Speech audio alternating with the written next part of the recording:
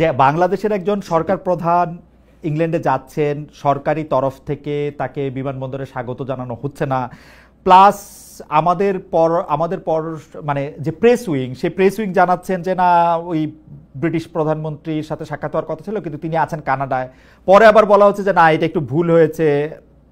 Sir পুরো ব্যাপারটা ঠিক পেশাদার মনে হচ্ছে না, এটা কেন এরকম হচ্ছে? মানে আমি কেন এরকম বলতেছি, প্রফেসর আসিফ নজরুল, আমি খেয়াল করেছি যে প্রফেসর ডক্টর মোহাম্মদ ইউনূস যখন সরকার প্রধান ছিলেন না, তিনি যখন সরকার প্রধান না থাকা অবস্থায় বিদেশে যেতেন, এর থেকে বেশি মনোযোগ, এর থেকে বেশি সম্মান তিনি পেতেন। আমি দেখে জেনে বলতেছি, হঠাৎ আমাদের কি হলো?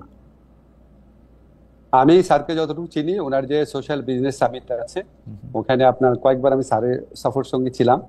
স্যার কিন্তু এয়ারপোর্টে প্রোটোকল পছন্দ করে না। আমাদের এখান থেকে যখন আমরা স্যারকে বিদায় দিই, স্যার চান না একজন উপদেষ্টাও যেন যান। উনি যখন ফিরে আসেন তখন উনি চান না একজন উপদেষ্টাও যেন থাকে। তো উনি যদি চাইতেন বা উনি যদি ওরকম ভাবে এক্সপেক্ট করতেন বা ওইভাবে যদি অ্যারেঞ্জ করা হতো, স্যারের জন্য আপনার বিশিষ্ট ব্যক্তিরা আপনার এয়ারপোর্টে ওয়েট করতো না, এটা আমি বিশ্বাস করি না। আর এখানে একদম মানে পিন পয়েন্টেড করে কি এক্স্যাক্টলি চাওয়া হয়েছিল সেটা আপনি আমার মনে হয় যে পররাষ্ট্র উপদেশ মন্ত্রণালয় আছে, আমাদের প্রেস আছে, ওনারা ব্রিফ করবেন, আপনারা জানতে পারবেন। আচ্ছা, আমি প্রফেসর ডক্টর মোহাম্মদ ইউনূস, আপনি আগেই বলেছেন জনাব তারেক রহমানের সাথে সাক্ষাৎ করার কথা, তার কথা আছে, কিন্তু তার আগেও আমরা চ্যাথাম হাউসে যে ইন্টারভিউ দেখলাম, সেই ইন্টারভিউতে দেখলাম যে তিনি বলছেন যে নির্বাচিত সরকার এলে তিনি থাকবেন না, এটা তিনি জোর দিয়ে বলছেন। পাশাপাশি তিনি বলছেন যে তার ক্যাবিনেটে যারা আছেন তারাও কিন্তু থাকবেন না বা আগ্রহ দেখাবেন না। এখানে আমার দুইটা প্রশ্ন আছে আপনার সম্পর্কে। তো আমরা শুনি যে আপনি অলরেডি আমাদের, মানে আমি এখন যে শহরে আছি সেই শহরে বাড়ি কিনছেন, থাকতে শুরু করেছেন, আপনার পরিবার সেখানে থাকছে এবং আপনি যুক্তরাষ্ট্রে সেটেল হবেন, এইগুলি কেউ কেউ আমাকে খুব জোর দিয়েও বলছেন। আপনি যদি একটু বলতেন। আচ্ছা, এটা তো হঠাৎ আকস্মিকভাবে প্রসঙ্গটা এলো, তাও বলছি আপনাকে যে যারা বা যে এই গুজবটা রটিয়েছে যে যুক্তরাষ্ট্রে আমরা বাড়ি কিনেছি, আমার পরিবার চলে গেছে, এবং যারা এগুলি বিশ্বাস করেছেন তাদের কাছে আমি একটা বিনীতভাবে প্রশ্ন করি যে আপনারা যার কথা শুনে বিশ্বাস করেছেন তার কাছে আপনারা কেন জানতে চান না উনি বাড়িটা কোথায় কিনেছে, অ্যাড্রেসটা কোথায়, ওই বাসাটার ছবিটা কোথায়?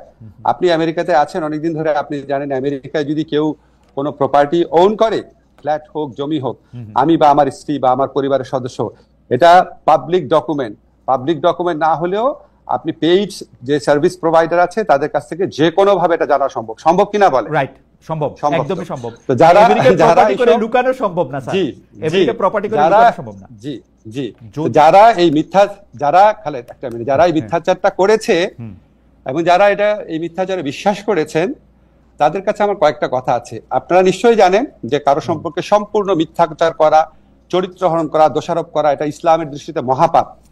এবং আপনি এই মহাপাপটা যারা করলো তাদের কাছে এটা প্রমাণ না, যদি আপনি এই মহাপাপীর কথা প্রচার করেন বা শেয়ার করেন, আপনিও মহাপাপ করছেন। ঠিক আছে? আল্লাহর ভয় করেন। আপনাদেরকে আমি গ্যারান্টি দিচ্ছি যে আমেরিকাতে আমার কোনো প্রপার্টি নাই, আমেরিকাতে আমার পরিবারের কারো কোনো প্রপার্টি নাই, আমাদের কোনো ব্যাংক অ্যাকাউন্ট নাই, কিচ্ছু নাই। কিন্তু আপনাদের কাছে আমার এক্সপেকটেশন হচ্ছে যে বা যারা এই মিথ্যাটা রটিয়েছে তাদেরকে বলবেন প্রমাণ দিতে, 1 নাম্বার। 2 নাম্বার হচ্ছে বাংলাদেশে তো আমার বাচ্চারা স্কুলে পড়ে, ঠিক আছে? সেই স্কুলে যারা সহপাঠী আছে, টিচার আছে, তারপর আমার স্ত্রী এক জায়গায় অত্যন্ত প্রসিদ্ধ একটা জায়গায় 6 বছর যাবত ইকোনমিস্ট হিসেবে কাজ করে, উনি বিভিন্ন ইকোনমিক মানে কনফারেন্সে যান। এখানে কারো না কারো কাছ থেকে তো জানা একটা সোর্স লাগবে, কাউকে না কাউকে বলতে, কারো কাছ থেকে যদি না শুনে, কেউই বললো না, আমার ওয়াইফের কলিগ, আমার বাচ্চার স্কুলের টিচার, আমার কলিগ, আমার প্রতিবেশী, কারো কোনো সূত্র উল্লেখ না করে, বাসার অ্যাড্রেস না দিয়ে, দলিল না দিয়ে, কোনো সাক্ষ্য প্রমাণ ছাড়া একটা মানুষ একটা কথা বলে আপনি এটা বিশ্বাস করলেন? এবং এই যে বিশ্বাস করলেন, দাঁড়ান 1 মিনিট খালেদ, আমাকে বলতে হবে, আপনি যেহেতু প্রসঙ্গ তুললেন, আপনি যে বিশ্বাস করলেন, এখন আপনার দায়িত্ব হচ্ছে যে এই কথাটা রটিয়েছে বা যেই কথাগুলো রটিয়েছে তাদেরকে বলেন যে কোনো একটা প্রমাণ হাজির করার। যদি সে প্রমাণ হাজির করতে না পারে বা তারা যদি প্রমাণ হাজির করতে না পারে, তাহলে তাদের কোনো কথা বিশ্বাস করবেন না। আর যদি আমার বা আমার পরিবারের আমেরিকাতে কোনো property, flat, land, bank account কোনো কিছু পান, তাহলে আমাদের সারা জীবন বিশ্বাস করবেন না। বাংলাদেশে যত অনুসন্ধানী সাংবাদিক আছে, আমেরিকাতে যত অনুসন্ধানী সাংবাদিক আছে, সবার কাছে চ্যালেঞ্জ ছুড়ে দিলাম, এই মিথ্যাবাদী, এর পরিচয়, এর মিথ্যাচারের মুখোশ উন্মোচন করেন। কারণ এগুলি করে তারা সরল মনা মানুষ, তাদেরকে বিভ্রান্ত করে, তাদের দুঃখ দেয়। এবং এগুলি আপনার অনেক বেশি হচ্ছে। এই একটা জিনিস প্রমাণ চান, চ্যালেঞ্জ ছুড়ে দিলাম, প্রমাণ চান। প্রফেসর আসিফ নজরুল কিন্তু অনেক বড় একটি চ্যালেঞ্জ ছুড়ে দিয়েছেন এবং এটা খুব সহজেই এটা প্রমাণ করা সম্ভব তিনি যদি আসলে কোনো প্রপার্টি কিনে থাকেন। প্রফেসর আসিফ নজরুল, আসলে আমরা অনেকগুলি বিষয় আজকে কথা বলতে হবে, আপনাকে আমরা পেয়েছি সেজন্য, আবার একটু দেরিও হয়েছে সেজন্য অনেকগুলি বিষয় নিয়ে কথা বলতে হবে। আমি যেহেতু প্রসঙ্গটা উঠলো, অনেকে বলছে যে আপনি সবার আগে বোধহয় আপনি এই কথাটি তুলেছিলেন যে যারা রাষ্ট্রীয় ক্ষমতায় বা দায়িত্বে থাকে তাদের সম্পদের হিসাব দেওয়া উচিত। আপনি কি আপনার সম্পদের হিসাবও দিবেন কিনা একবার এই কথাগুলো একটু বলে ফেলা। আরেকটি কথা হচ্ছে যে অনেকে বলছেন যে আপনারা এই সরকারের উপদেষ্টারা নাকি খুব ট্রাভেল হ্যাপি, আপনারা অনেক সফর সঙ্গী নিয়ে বিদেশে যান, বিশেষ করে ডক্টর মোহাম্মদ ইউনূসকে বলা হচ্ছে যে 11 বার তিনি বিদেশে গিয়েছেন। আপনার ক্ষেত্রেও এরকম বলা হয় যে আপনি যেহেতু ডক্টর মোহাম্মদ ইউনূসের খুব ঘনিষ্ঠ সেহেতু আপনিও এইটার জবাব দিবেন কিনা যে আপনি যে যখন বিদেশে যান তখন বিরাট একটা প্রতিনিধি দল নিয়ে সঙ্গে নিয়ে যান কিনা এবং সম্পদের হিসাবটা আপনি দিবেন কিনা, খুব সংক্ষেপে দুটো বিষয় একটু বলে দিতেন। হ্যাঁ জি, না আমি আরো বলবো আপনাকে। আমাদের সবার সম্পত্তির হিসাব ক্যাবিনেট ডিভিশনে দেওয়া আছে। আমি মনে করি তাদের এটা অবিলম্বে প্রকাশ করা উচিত। আমরা প্রকাশ করার জন্যই দিয়েছি প্রত্যেক উপদেষ্টা। সেকেন্ড হচ্ছে বিদেশ সফরের ক্ষেত্রে আমার জবাব আমি দিব।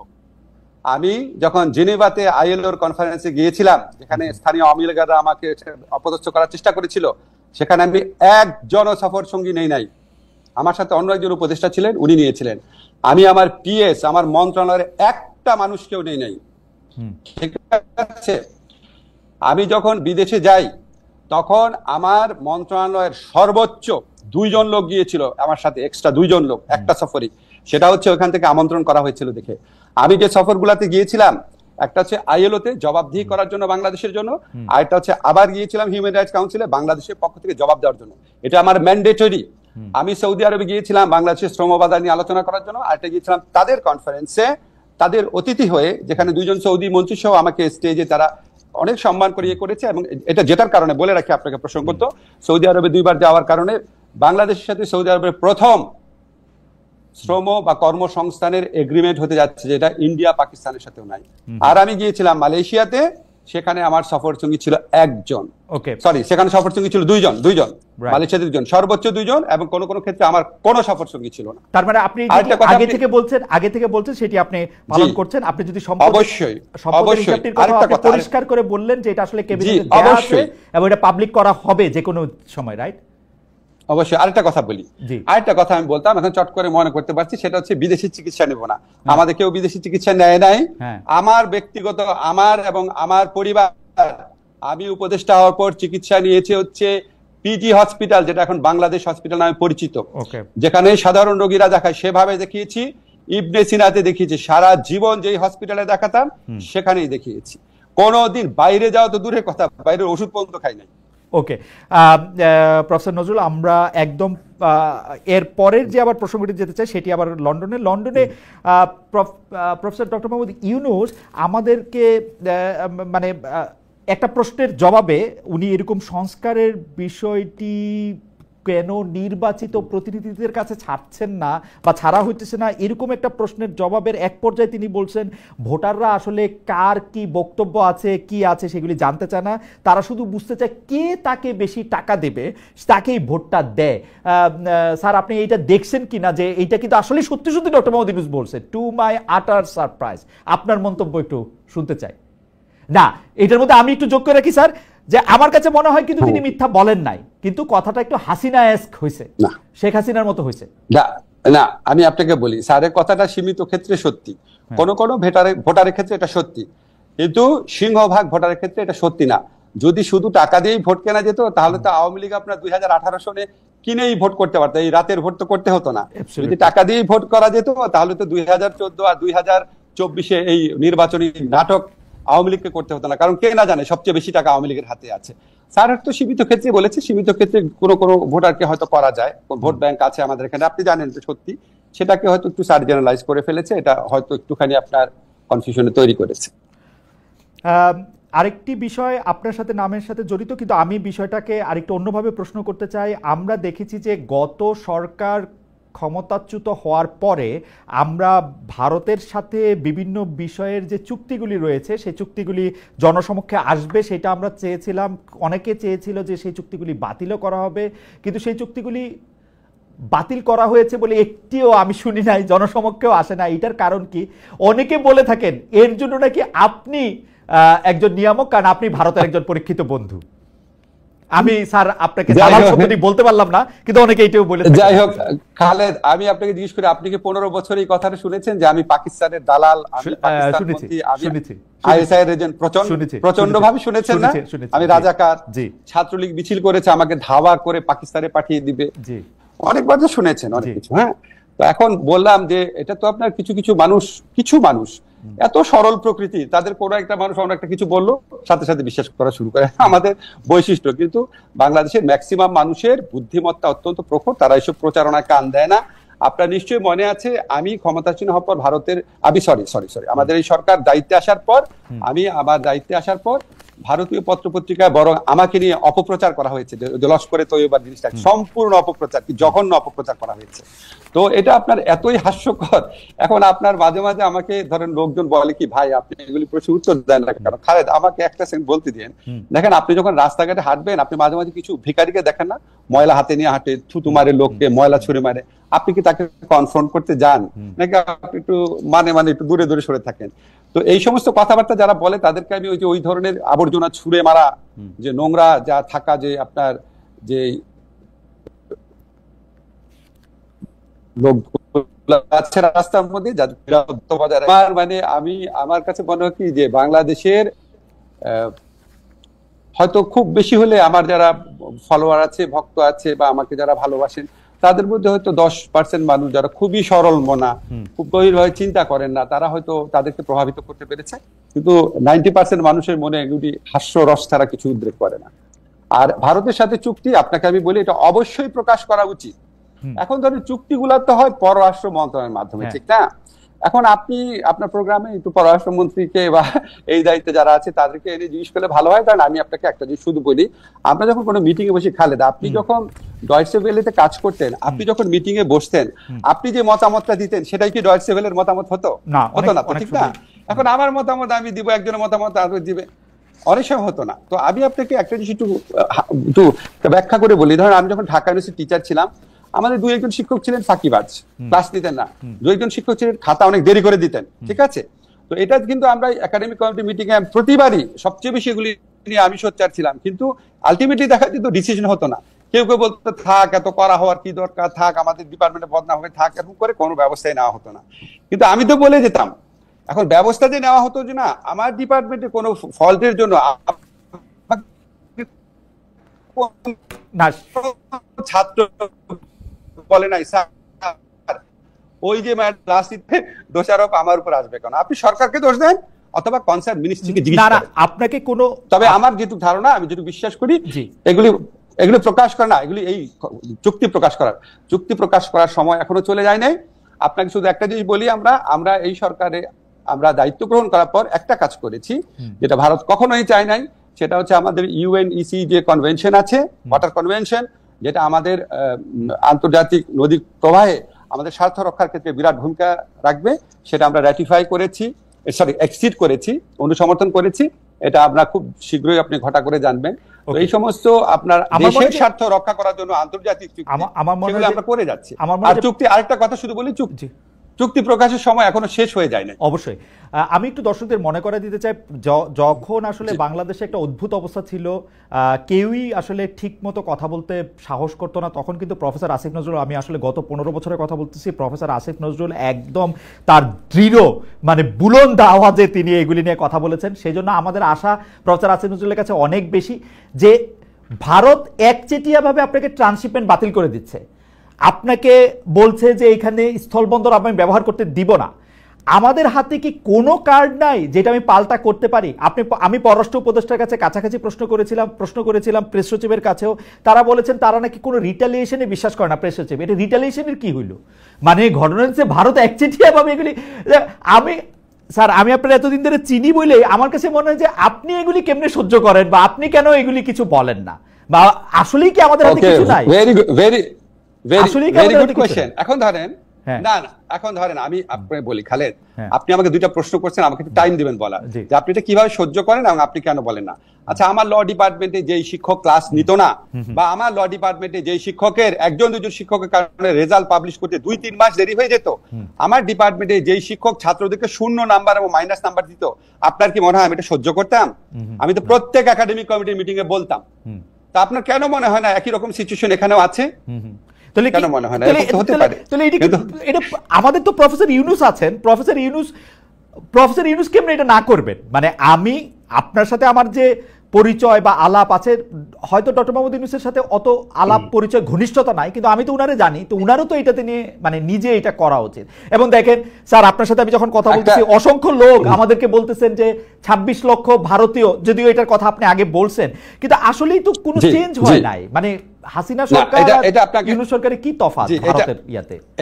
এটা আমি একটু আপনাকে বলি, এটা তো আমার ক্ষেত্রে কথা, স্যারের ক্ষেত্রে স্যার অনেক বড় প্রেক্ষিত থেকে জিনিসটা দেখে, আমি তো অত বড় প্রেক্ষিত থেকে দেখতে পারি না, ফলে আমার পক্ষে অ্যাপ্রোপ্রিয়েট আনসার করা সম্ভব না ভারতের ব্যাপারে, ভূমিকার ব্যাপারে।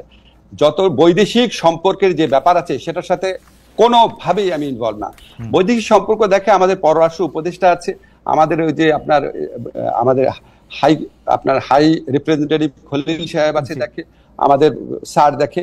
আপনার মনে হয় কি আপনি খালি ধরেন ডয়েটসে ওয়েলেতে একটা জিনিস প্রচার হইলো কেন, তখন আপনি যদি কেউ জিজ্ঞেস করতো আপনার কাছে মনে হতো ডয়েটসে ওয়েলের জার্মান ভার্সনে কি প্রচার হচ্ছে আমি কি জানি। তো আমার কাছে এরকম অবস্থা, আপনি উনাদেরকে জিজ্ঞেস করেন, এবং আমার ধারণা উনাদের আরো অনেক অনেক বড় প্রেক্ষিত থেকে দেখে অ্যাপ্রোপ্রিয়েট সময় অ্যাপ্রোপ্রিয়েট ব্যবস্থা নিবেন। এখন আপনি বলেন, ধরেন আমাকে অনেকেই বলে যে 26 লক্ষ ভারতীয় ব্যাপারটা, তো 26 লক্ষ ভারতীয় ব্যাপারটা যদি বলে থাকি তাহলে এটা অত্যন্ত ভারত বিরোধী কথা। তো একই সাথে 26 লক্ষ ভারতীয় বললেন, এটা এত বড় একটা কথা বললেন আপনি, আবার বলে ভারতের দালাল, কোনো কিছু ঠিক নাই। 26 লক্ষ ভারতের ব্যাপারে ভাই একটা কথা ব্যাখ্যা করি, আমরা যখন 15 বছর অ্যাক্টিভিজম করতাম, অনেক জায়গায় অনেক ভাষণ দিতাম, অনেক বক্তব্য দিতাম, যখন আমরা বক্তব্য দিতাম প্রত্যেকটা কথা অ্যাকিউরেট হতো না। এখানে আমি সিপিডির একটা রিসার্চ পেয়েছিলাম, আমি এটা আগের অনুষ্ঠানে ডিটেইল বলেছে 5 লক্ষ, সিপিডি বলেছে 5 লক্ষ, আরেকটা বলছে এর চেয়ে অনেক বেশি হতে পারে। এখন ধরেন আমার যদি অ্যাকচুয়াল ফিগারের চেয়েও ইম্পর্টেন্ট ব্যাপার ছিল ব্যাপক সংখ্যায় রয়েছে। এখন আপনি আমাকে বলেন সিপিডির মতো একটা প্রতিষ্ঠান যেটা দেবপ্রিয়দা পরিচালনা করে, সিপিডির মতো প্রতিষ্ঠান যদি 5 লক্ষ বলে, আমার মাথায় তো ওইটাই গেঁথে আছে যে লক্ষ অনেক লোক কাজ করে। এখন ওইখানে বলতে গিয়ে হ্যাঁ হতে পারে যে 26 লক্ষের মধ্যে এক্সাজারেশন আছে, কিন্তু বিপুল সংখ্যক তো ছিল। এখন বিপুল সংখ্যক ভারতীয় আপনার যারা চাকরি করত, তারা 5 অগাস্ট থেকে 8 অগাস্টের মধ্যে চলে যায় নাই, এটা আপনাদেরকে কে বললো? ওই সিচুয়েশন দেখে যদি আওয়ামী লীগের, একটা সেকেন্ড ভাই, আওয়ামী লীগের যদি হাজার হাজার লোক চলে যেতে পারে, ভারতীয় লোক চলে যাওয়ার কথা না। সেটা তো আপনার কনসার্ন যারা মিনিস্ট্রি আছে, অথরিটি আছে, তাদেরকে আমি তাগিদও দিয়েছি, যাকে বলেছি। আমার মনে হচ্ছে এই ব্যাপারটা আপনি আসলে বলেছেন, পরিষ্কার করেছেন, এবং চলে যেতে পারে সেই সংখ্যা। তারা আবার যেহেতু আপনি যখন বলেছিলেন যে ভারতীয় একটা বিপুল সংখ্যায় কাজ করতে পারে, এবং সিপিটির উদাহরণটা দিয়েই আপনি বলেছিলেন, এবং জনাব তৌহিদ হোসেন যিনি আজকে পররাষ্ট্র উপদেষ্টা, তিনিও কাছাকাছি একটি কথা বলেছিলেন, এবং সেইটার ব্যাখ্যা নানা রকম হতে পারে। যেহেতু তারা কি বলে নিবন্ধিত উপায়ে কাজ করতেন না, তাদের আসলে চলে যাওয়াটা অনেক বেশি সহজ, মানে ফ্লাইট ধরে, বাস ধরে, ট্রেন ধরে চলে গেলেই হলো। আমাকে একটু বলতে দেন প্লিজ, এটা জরুরি খুব ইনফরমেশন। ধরেন আমাদের এখানে যারা ভারতীয়রা কাজ করতো, এটা আমরা ইনভেস্টিগেট করে জেনেছি, ওনাদের ওয়ার্ক পারমিট ছিল না। এটা কিভাবে সম্ভব হয়েছিল? এটা হাসিনা সরকার একটা ব্যবস্থা করেছিল, যখন একটা কোম্পানি কাজ পেত, ধরেন ভারতীয় একটা কোম্পানি একটা প্রকল্প পেল, ভারতীয় কোম্পানি যখন প্রকল্পটা পাবে, প্রকল্পের যারা স্টাফ ছিল তাদের জন্য কোনো ওয়ার্ক পারমিট লাগতো না। এটা আপনার খবর নিয়ে দেখেন, এটা আমি এই ইনভেস্টিগেট করে জেনেছি এটা কেন। ফলে আপনি ডকুমেন্টেড পাবেন না। এখন আপনার ধরেন ভারতীয় প্রকল্পে কাজ করছে হাজার হাজার লোক, 5 অগাস্ট থেকে 8 অগাস্টের সিচুয়েশন দেখে, যেখানে আওয়ামী লীগের প্রায় আপনার 10-20 হাজার লোক পালিয়ে গেছে, তো তারা ওখানে বসে থাকবে? ওকে, ঠিক আছে, এটা নিয়ে নিশ্চয়ই ভবিষ্যতে যখন আপনারা আরো জানবেন, তখন নিশ্চয়ই আমরা আরো পরিষ্কার একটা ছবি পাবো। কিন্তু প্রফেসর আসিফ নজরুল, আমি আপনার কাছ থেকে, যেহেতু সাংবাদিকতার 2-1টা পাঠও আপনার কাছ থেকে আমার মানে প্রতি সময় নিতে হয়, সেজন্য একটু সাংবাদিকতার জায়গা থেকে, বাংলাদেশে তো ডিজিএফআই কেন্দ্রিক আইনগুলি চেঞ্জ তো হয় নাই। মানে কেন আমি এই প্রশ্নটা করতেছি, ডিজিএফআই, এসবি এগুলি তো সরকার প্রধানের কাছেই আসে, এখনো সেনা প্রধানের কাছে তো না। মানে ডিজিএফআই তো না, সরকার প্রধানকেই রিপোর্ট করে। ডিজিএফআই তো না, সরকার প্রধানকে রিপোর্ট করে, সেনা প্রধানের কাছে রিপোর্ট করে না। রাইট। এখন আপনি ধরেন, আমি আপনাকে একটু বলি, আপনি যেহেতু বলেছেন শুনে, আমাদের যে বিভিন্ন সংস্কার কমিশনের প্রস্তাব এসেছিল, ওই প্রস্তাবগুলো আমরা ভাগ করে এই কাজটা আমি এবং আরো কয়েকজন মিলে করেছি। যে যে মিনিস্ট্রির কাজ সেই যে মিনিস্ট্রিকে দেওয়া হয়ে গেছে। আমার মিনিস্ট্রিতে যে কাজ আসছে, যেটা আইন মন্ত্রণালয়ের অধিভুক্ত বিষয়, সেই আইন মন্ত্রণালয়ের অধিভুক্ত বিষয় এবং এমনকি অন্যান্য মন্ত্রণালয়ের অধিভুক্ত বিষয়, সেটাও কয়েকটা কাজ আমরা করে দিয়েছি। যেমন নারী ও শিশু নির্যাতন দমন আইনের অ্যামেন্ডমেন্ট, সেরকম আমরা 7টা মেজর অ্যামেন্ডমেন্ট করেছি, 7টা। আরো ধরেন 4-5টা আগামী 1 মাসের মধ্যে হবে। একটা মিনিট দাঁড়ান। এখন অন্য মন্ত্রণালয় কেন করছে না বা কোথায় বাধা আছে, ভাই তাদের জিজ্ঞেস করেন।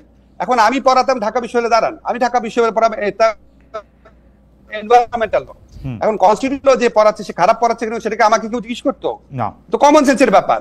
এখন আপনি ধরেন লিভারপুলের কোচ, লিভারপুল টিম খারাপ খেলছে, এখন আপনি এটা কি ম্যানচেস্টার ইউনাইটেড কোচকে জিজ্ঞেস করেন ভাই লিভারপুল খারাপ খেলতেছে কেন, তাদের জিজ্ঞেস করেন? না না না প্রফেসর নজরুল, আমার প্রশ্নটা আসলে এটা না, মানে আমার এইটাও একটু পরিষ্কার হওয়ার দরকার ছিল যে এই সরকারের সময় কোনো চেঞ্জ আসছে কিনা, যাতে director general of forces intelligence এখন সরকার প্রধানকে রিপোর্ট না করে আর কাউকে রিপোর্ট করে কিনা। সেইটা রিপোর্ট করলে আমার একদম সরাসরি প্রশ্ন, প্রফেসর আসিফ নজরুল, কোনোভাবে কি সরকার প্রধানকে না জানিয়ে সাবেক রাষ্ট্রপতি জনাব আব্দুল হামিদের বিদেশে যাওয়া সম্ভব?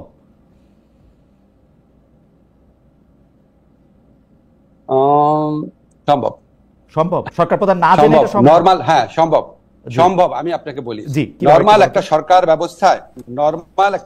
ব্যবস্থায় অনেক ক্লিয়ার চেইন অফ কমান্ড, অনেক কোঅর্ডিনেশন, অনেক প্রেডিক্টেবল ডিফাইন্ড রোল থাকে। আমাদের মতো একটা সরকারে এই জিনিসগুলোর কিছুটা ঘাটতি থাকা স্বাভাবিক, অস্বাভাবিক না।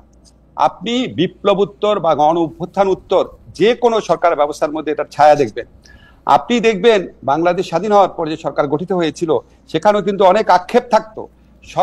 সর্ব ক্ষমতাধর অধিকারী জিনিস উনি বলতো আমার কম্বলটাকে নিয়ে গেল, মানে উনারও একটা অসহায়ত্ব প্রকাশ পেত। খেয়াল করে দেখেন, এটা একটা নর্মাল পিরিয়ড না, এটা একটা ট্রানজিশনাল পিরিয়ড। ট্রানজিশনাল পিরিয়ডে অনেক কিছু হয় যেটা খুব ব্যাকরণ মতো হয় না। এটা আমার জীবনে একটা অদ্ভুত অভিজ্ঞতা, সত্যি অন্যরকম। এখানে কোনো কিছু ডিফাইন না এবং প্রতিষ্ঠানগুলা ভেঙে পড়েছিল, প্রতিষ্ঠানগুলার মরাল স্ট্রেংথ ডিস্ট্রয়েড হয়ে গিয়েছিল। এবং আপনি ধরেন, আমি একটু জাস্টিস করে বলি, অন্যান্য মন্ত্রণালয়ের ব্যাপারে অন্যান্য মন্ত্রণালয় কি কাজ টাজ করছে টুচ্ছে, ওনারাও হয়তো অনেক কাজ করে, হয়তো সংস্কারের ক্ষেত্রে কম কাজ করছে কিন্তু ডে টু ডে কাজ অনেক বেশি করছে, হয়তো আপনার ডে টু ডে কাজ কম করছে, সংস্কার বেশি করছে। আপনারা যখন একটা প্রোগ্রাম করবেন, আপনারা সিরিজ করেন, আমি আপনাদের একটা আইডিয়া দিই। ধরেন আমাদের সরকারের তো 50% সময় পার হয়ে গেছে, আপনি এটা 10 মিনিটের প্রোগ্রাম করেন, প্রত্যেকটা মন্ত্রীকে জিজ্ঞেস করেন যে ভাই আপনি এই যে 10 মাস হলো 50% সময় চলে গেছে, আপনারা কি করেছেন?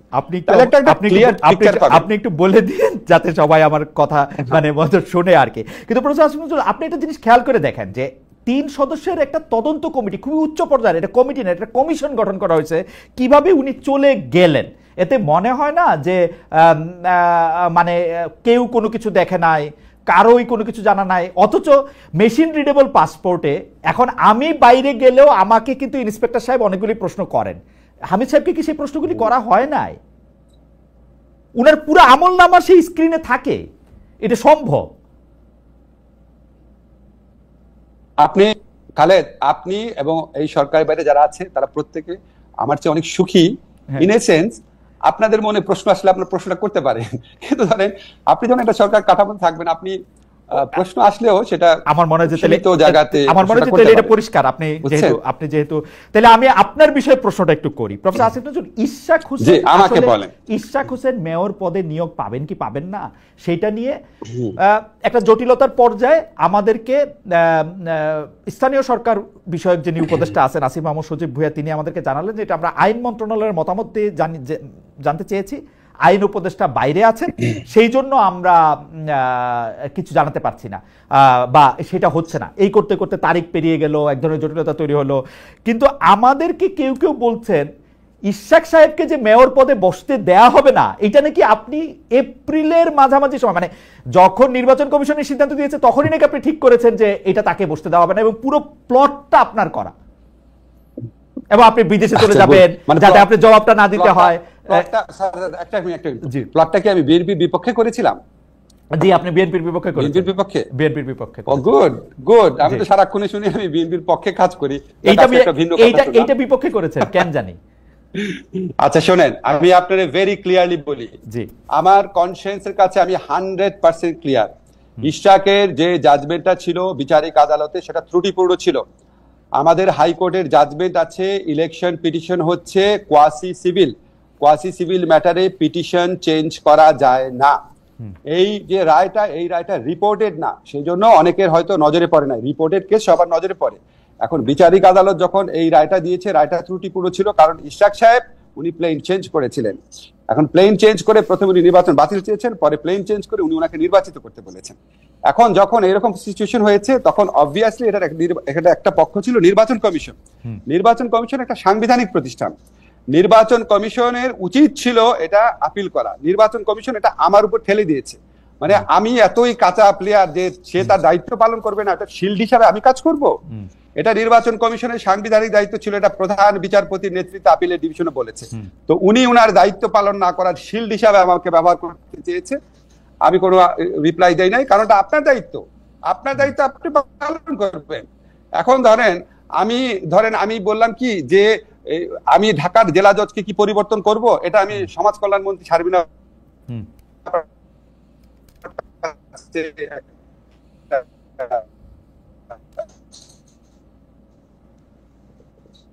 মতামত ছিল।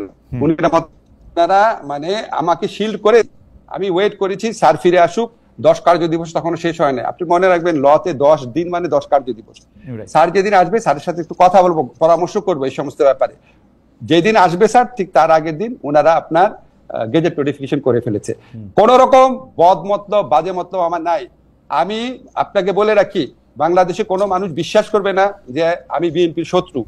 আমি মনে করি ইশরাক যে জাজমেন্টটা আসছে, এটা ইশরাকের দোষ না।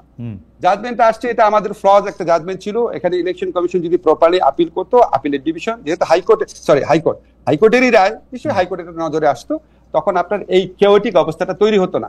এই কেওটিক অবস্থাটা তৈরি হয়েছে যদি নির্বাচন কমিশন আপনার সাথে সাথে আপিল করতো। আপনি তো জানেন সরকার, আপনি সাংবাদিক, সরকারি যে কোনো নির্বাচনে মানে মামলায় হারলেই আপিল করে, সেটা নর্মালি আপিল করে। আপিল করলে এই সিচুয়েশনটা হতো না। এখানে কোনো রকম বদমতলব, কোনো পক্ষপাতিত্ব কিছু নাই। আমি অ্যাকর্ডিং টু ল সেটা আমি করতে চেয়েছি। দুইটা মানে আমি আমি আমি আমি আইনের ওই জায়গায় যেতে চাই না, কারণ দুই রকম ভাবেই এটার ব্যাখ্যা দেওয়া হয়েছে। কেউ একজন বলছেন যে নির্বাচন কমিশনটাই তো আলাদা, সুতরাং নির্বাচন কমিশন তো এই রায়ে খুশি।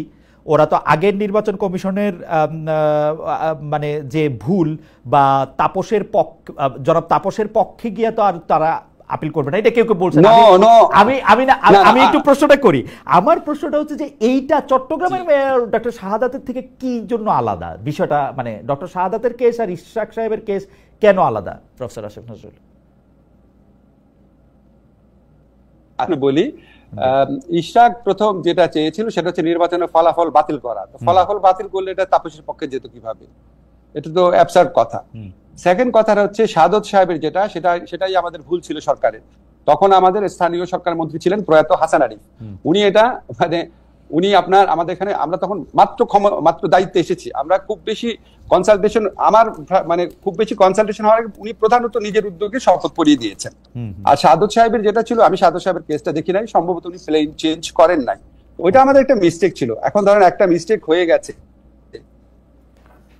সেই মিস্টেকটার কারণে আমার নজরে যখন আসছে, যখন আমার কাছে মতামত চাওয়া হয়েছে, এবং যখন এটা নিয়ে লেখালেখি হচ্ছে, যখন এই জিনিসটা ক্লিয়ার হয়েছে, এবং যখন এটা নিয়ে এত বেশি শোরগোল হচ্ছে, আমি অ্যাটর্নি জেনারেল অফিসের মাধ্যমে, আমি আমার যারা কনসার্ন অ্যাডভাইস করেন, যারা আমার ল মিনিস্ট্রির মাধ্যমে, আমি তখন 100% কনভিন্সড হয়েছি যে না, প্লেন চেঞ্জ করা যায় না।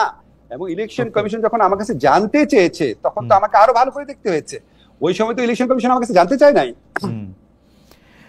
না, মানে এক যাত্রায় পৃথক ফল। এবং আমরা দেখতে পাচ্ছি যে জনাব আসিফ মোহাম্মদ সজীব ভুঁইয়া তার পছন্দ মতো প্রশাসক নিয়োগ দিয়ে দিচ্ছেন। এইটা আবার 2 দিনের জন্য একটা মেয়রের ব্যাপারে তিনি এরকম বাধা দিচ্ছেন, পুরো রাষ্ট্র কাঠামোর জন্য ব্যবহার করা হইতেছে। এইটা একটু আমি একটু আপনাকে বলি, জি, আমি যদি আপনাকে এভাবে বলি, হাসান আরিফ স্যার যে ভুলটা করেছেন যে কোনো কারণে, আসিফ সেই ভুলটা করতে চায় নাই, এটাও তো এইভাবে ইন্টারপ্রেট করা যেতে পারে। আর সমস্যাটা দেখেন আপনাকে আমি বলি, যখন ইশরাকের এই প্রোগ্রামগুলো চলছে, তাকে মেয়র ঘোষণা করতেই হবে।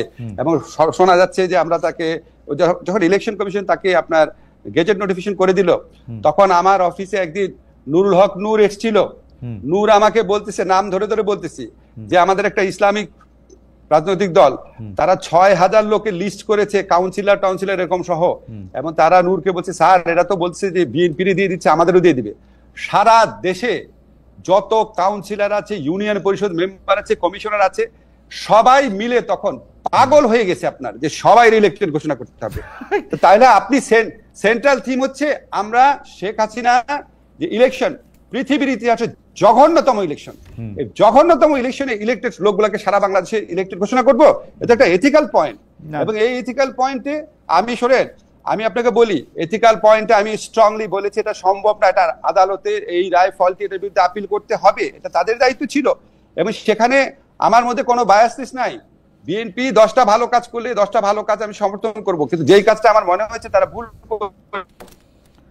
করেছে বা আমাদের বিচার ব্যবস্থার ভুলের কারণে তারা এই দিকে আপনার ইনফ্লুয়েন্স হলে ভোট করেছে, সেটা আমাকে কারেক্ট করতে হবে আমার যখন সুযোগ থাকবে। ওকে, আমার মনে হয় যে এই বিষয়টা নিয়ে আপনি যেটাকে জনাব মরহুম হাসান আরিফ সাহেবের ভুল এবং জনাব আসিফ মোহাম্মদ সজীব ভুঁইয়ার ভুল না করার ইচ্ছা, 6,000 নতুন কাউন্সিলরের মানে তাদেরকেও আসলে ইলেক্টেড করার জায়গাটা তৈরি হইতেছে কিনা সেইটা, এটা একটা দল থেকে এটা নিশ্চয়ই দর্শকরা, আমরা নিশ্চয়ই দেখবো এটার মধ্যে আর কি হয়। কিন্তু আমি আপনাকে আরেকটা প্রসঙ্গে যেতে চাই প্রফেসর আসিফ নজরুল, সেটা হচ্ছে দেখেন খালেদ, আমি আপনাকে একটা কথা প্রসঙ্গ করে বলে রাখি। দেখেন, আমি এই 15 বছরে বিএনপি এই ফ্যাসিস্ট শেখ হাসিনা বিরোধী আন্দোলনে যে অসীম আত্মত্যাগ করেছে, যে কঠিন আপনার মানে কত লোক তাদের মারা গেছে, কত লোক সর্বশান্ত হয়েছে, কত লোক আহত হয়েছে, কত লোক গুম হয়েছে, এই পুরা কস্টার প্রতি 15টা বছর আমি কি পরিমাণ সিম্প্যাথেটিক ছিলেন আপনি জানেন। আমি যখন বেগম খালেদা জিয়া যখন ওনাকে বাইরে পাঠাচ্ছে না, বিবৃতি দেখেছি বাংলাদেশে প্রতিদিন অনেক মানুষ আমার সাথে যে খারাপ ব্যবহার করেছে আপনি বিশ্বাস করতে পারবেন না। প্রসঙ্গ করে বলে রাখি, ডক্টর ইউনূসের পক্ষেও যখন বিবৃতি নিতে গেছি, আমাকে এই সমস্ত বহু কিছুর মধ্যে দিয়ে যেতে হয়েছে, সবকিছু তো ইমেইলে আছে। আমি যখন আরো 10-15 বছর পর জীবনে লিখবো আপনার অবাক হয়ে যাবেন। তো আমি যে এই দলটার প্রতি এত সিম্প্যাথেটিক মানে কি, আমি উনাদেরও তো ভুল হওয়া সম্ভব, ওনারা 10টা কাজ ভুল করে একটা তো ভুল হতে পারে, যে ভুলটা আমি বলবো না। তো আমি তো ভাই না, আমার ইমান থেকে আমি বলেছি বিএনপির এই সিদ্ধান্তটা ভুল ছিল। সেটা দুই পক্ষেই আছে প্রফেসর আসিফ নজরুল। আমার মনে আছে যে আমি বন শহরে থাকতাম, প্রফেসর ইউনূস ভিসবাদেন বলে একটি শহরে বেড়াতে এসেছিলেন, তিনি আমাকে খুব আদর করে চা কফি খাইয়ে 2টি লাইন তার সাথে কথা বলে, মানে ক্যামেরার সামনে কথা বলে, ক্যামেরার আড়ালে অনেকক্ষণ কথা বলে, দেশের আসার পরও তিনি অনেক কথা বলেছিলেন আমার সঙ্গে, কিন্তু এখন আর তিনি আমার সঙ্গে কথা বলতে চান না। আসলে ব্যাপারটা এরকম যে আমরাও আসলে দূরে সরে গেছি বা শত্রুতে পরিণত হয়েছি। সেইটার জায়গা থেকেই আপনাকে প্রশ্ন করতে চাই প্রফেসর আসিফ নজরুল, যে অন্তর্বর্তীকালীন সরকারের সময় না শুধু আপনি সারা জীবন মত প্রকাশে স্যারের সাথে কথা বলার চেষ্টা করেছেন অসংখ্যবার। উনি নিউ ইয়র্ক এসছেন, নিউ ইয়র্কে কথা বলতে চেষ্টা করছি, তারপর হচ্ছে ঢাকায় গিয়ে কথা বলতে চাইছি, এইখানে কথা বলতে চাইছি অসংখ্যবার। উনি আমারে বাদে সবার ইন্টারভিউ দিচ্ছেন, যাই হোক খাওয়াবার এটা উনার ইচ্ছা। কিন্তু আমি স্যারকে জিজ্ঞেস করব। আচ্ছা স্যার, আমি আপনাকে জিজ্ঞেস করি যে আপনি কিন্তু একটা বিষয়ে আপনার কনসিস্টেন্সি অসাধারণ, মানে সেটা কোনোভাবে আপনাকে আমি হিলতে দেখি নাই গত 30 বছরে, সেটা হচ্ছে অবাধ মত প্রকাশের স্বাধীনতা। এমনকি আপনাকে গালি দিলেও, মিথ্যা কথা বললেও আপনি কিন্তু তার মুখ বন্ধ করার উপায় না। কিন্তু আমরা কিন্তু এই যে দেখতেছি যে একজন ইউটিউবার গুম হয়েছে কিনা এই আলোচনার মধ্যে জানা গেল তিনি 2 মাস ধরে গ্রেপ্তার, সাব্বির না কি নাম, তিনি জননিরাপদ, সাব্বির নাম, সরি আমি সাব্বির না কি নাম না, তিনি নাম হচ্ছে মোহাম্মদ সাব্বির সরকার, তিনি জননিরাপত্তা আইন ও সন্ত্রাস বিরোধী আইনের মামলায় অভিযুক্ত। বিগত আমলে প্রণীত এইসব আইন দিয়ে একটা ইউটিউবারে প্রফেসর নজরুল, মানে আমার আর কিছু বলার নাই, মানে আপনি মানে আমার খালি মনে হয় যে আপনি কিভাবে এগুলি মানে সহ্য করেন, বা মানে এটা কেমনে এটা সম্ভব আপনারা থাকতে। আমি আপনাকে খালেদ বলি, একটা কথা হচ্ছে কি, আমাদের এই আমলে মত প্রকাশের যে স্বাধীনতা আছে, আপনি বিশ্বাস করেন, আমি অনেস্টলি বলি, বাংলাদেশে কোনো আমলে এটা ছিল না। আপনি শুধু আমার ক্ষেত্রে দেখেন, আমার ক্ষেত্রে কত মিথ্যাচার, কত জঘন্য চরিত্র হননকারী কথা, বাংলাদেশের প্রচলিত যতগুলো আইন আছে, পেনাল কোড বলেন, সন্ত্রাস দমন আইন বলেন, ডিজিটাল সিকিউরিটি অ্যাক্ট, কতগুলো আইনে মানে অপরাধযোগ্য ভাবে আমার সম্পর্কে চরিত্রহানি কর, মিথ্যা কথা, আমার নিরাপত্তা বিঘ্নিত করার মতো পরিস্থিতি সৃষ্টি করা হয়েছে। এর জন্য কি কেউ মামলা করেছে? আমাদের ইউনূস স্যারের বিরুদ্ধে করা হয়েছে, রেজওয়ানার বিরুদ্ধে করা হয়েছে, আমাদের সালাউদ্দিন স্যারের বিরুদ্ধে করা হয়েছে, কত উপদেষ্টার বিরুদ্ধে করা হয়েছে। এটার জন্য কি আমরা সরকার থেকে কোনো মামলা করেছি? আমরা করি নাই। এখন ধরেন জননিরাপত্তা প্রশ্নে যখন স্বরাষ্ট্র মন্ত্রণালয় এই জননিরাপত্তা নিয়ে ডিল করে, আমি আপনাকে অনেস্টলি বলি, বাংলাদেশে এই মুহূর্তে সবচেয়ে কঠিন হচ্ছে স্বরাষ্ট্র মন্ত্রণালয় চালানো। আপনি জানেন আমরা একটা ভঙ্গুর, একটা মানসিক শক্তির পুলিশ, ভঙ্গুর একটা ইনস্টিটিউশনে তাদেরকে কাজ করতে হচ্ছে।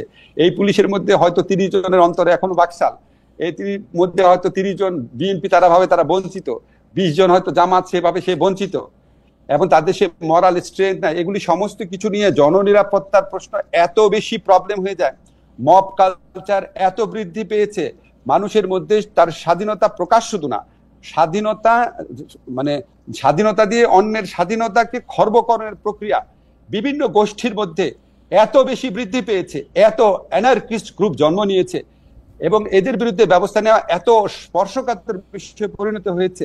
এখানে সবকিছু ঠিক মতো করা যায় না। আর আপনি যেটা বলছেন আমার আত্মদহনের প্রশ্ন, যখন আপনি সরকারে থাকবেন তখন আপনার আত্মদহন প্রকাশ করতে হবে আপনার কলিগদের মধ্যে, আপনি তো তখন পাবলিকলি করতে পারবেন না।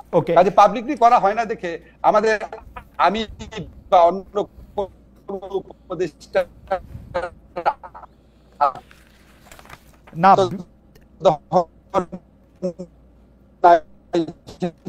ভাববেন না।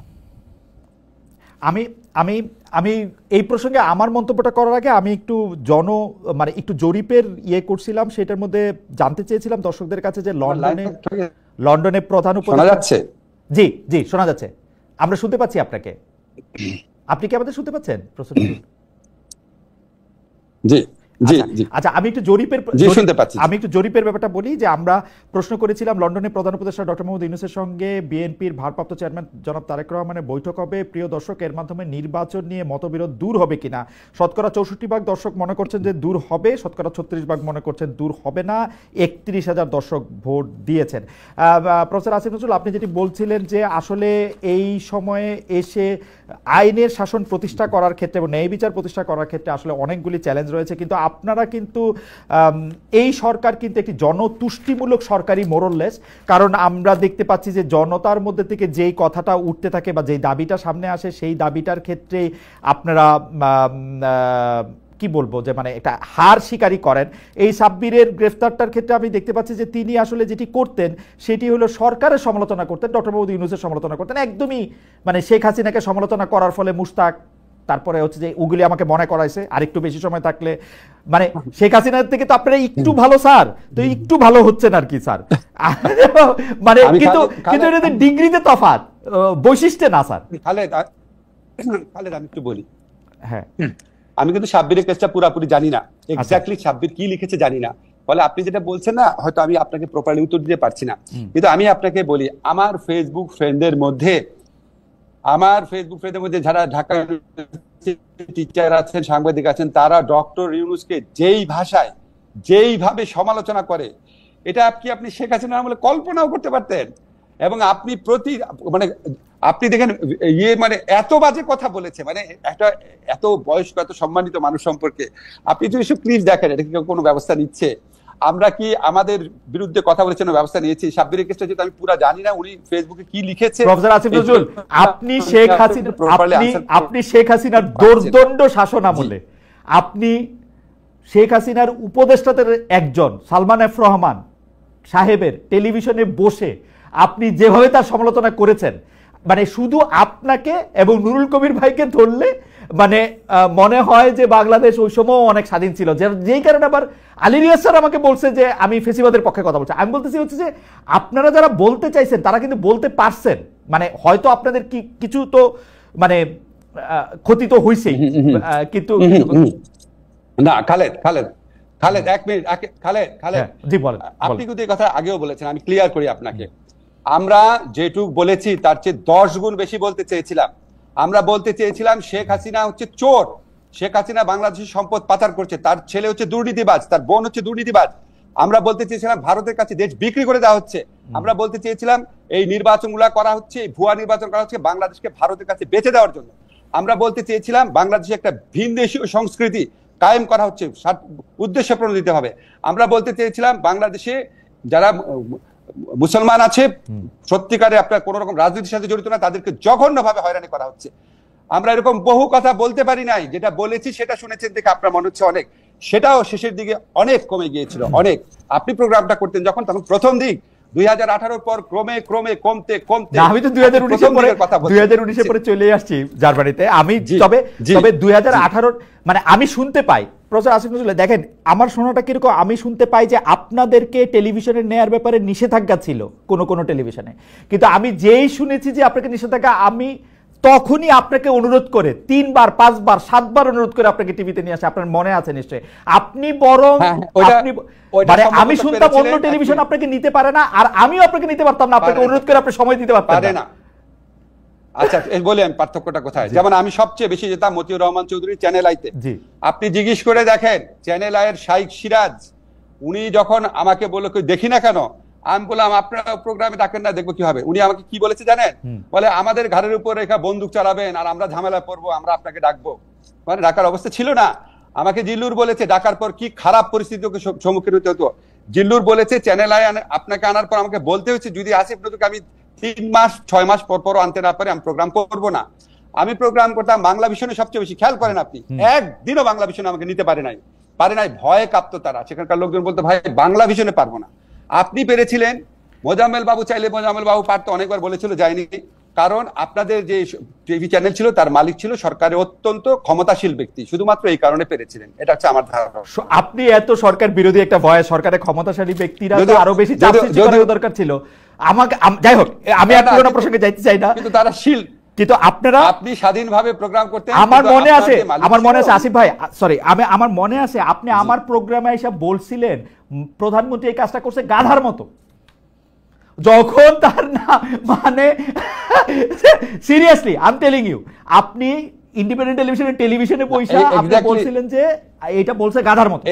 এক্স্যাক্টলি আমি এক্স্যাক্টলি এইভাবে বলি না, আমি হচ্ছে একদম গাধা ছাড়া তো কেউ এরকম করবে। আচ্ছা যাই হোক, মনে আছে আপনি বলার।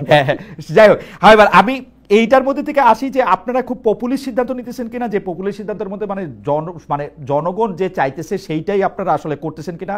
যেমন দেখেন প্রফেসর আসিফ নজরুল, আসলে প্রফেসর ইউনূসের কাছে থাকলে এগুলি প্রশ্ন প্রফেসর ইউনূসকে বলা উচিত। আমার মনে হয়েছে যে প্রফেসর ইউনূস আমাদেরকে মিথ্যাবাদী বলছে, যদিও মিথ্যাটা বলছে আপনার সরকার, আপনারা এই করিডোর নিয়েই বলি, করিডোরের ব্যাপারে আমরা কোনো প্রশ্ন করি নাই যতক্ষণ পর্যন্ত পররাষ্ট্র উপদেষ্টা না বলছে যে আমরা এখানে একটা করিডোর দিতে যাচ্ছি। তেনায়া পেঁচায়া হাই রিপ্রেজেন্টেটিভ বলছে যে এইখানের মধ্যে একটা ত্রাণ করিডোর হচ্ছে, মানবিক করিডোর না। ডক্টর মোহাম্মদ ইউনূস কি বললেন? যারা এগুলি বলতেছে শুধু মিথ্যা কথা বলতেছে, জাতির উদ্দেশ্যে ভাষণ। আমিও তো বলছি আমি মিথ্যাবাদী, কারণ এই কথা আমি কারে গিয়ে বলবো? আমিও তো বলছি, এটা উনারা বলছেন এবং উনারা এটা নিয়ে কথাও চালাইছেন। এটা কেমনে হলো? স্যার কিছু বক্তব্য সম্পর্কে বলেছেন মিথ্যাবাদী, একটু জেনারেলাইজ হয়ে গেছে, কিন্তু স্যার কিছু বক্তব্য, কিছু মিথ্যা কথা তো বলা হয়েছে খালেদ, কিছু মিথ্যা কথা বলা হয়েছে, কিছু কথা ছিল কারেক্ট। এবং স্যার যে কথাগুলো মিথ্যা ছিল হয়তো সেটা উদ্দেশ্য করে বলেছেন। আমি আপনাকে বলি, আমি তো সরকারের স্পোকসম্যান না। হ্যাঁ, এখন ধরেন আমি আমার ব্যাপারগুলো যেটা থাকে, আপনি আমাকে জিজ্ঞেস করতে পারেন যে ধরেন আমি আপনাকে বুঝায় বলি। হ্যাঁ, আমার একটা কথা দেখি আমাকে প্রায় লোকজন বলে বা বলার চেষ্টা করে, আমাকে আমার তো আপনার ফেসবুকে কমেন্ট পড়ার সময় হয় না, আমাকে হোয়াটসঅ্যাপে আমার বন্ধুরা কেউ কেউ পাঠায়, বলে যে এরকম আপনি আগে বলতেন আপনি নাকি দায়িত্ব পেলে সারাদিন কাজ করবেন, যারা করবেন ইত্যাদি।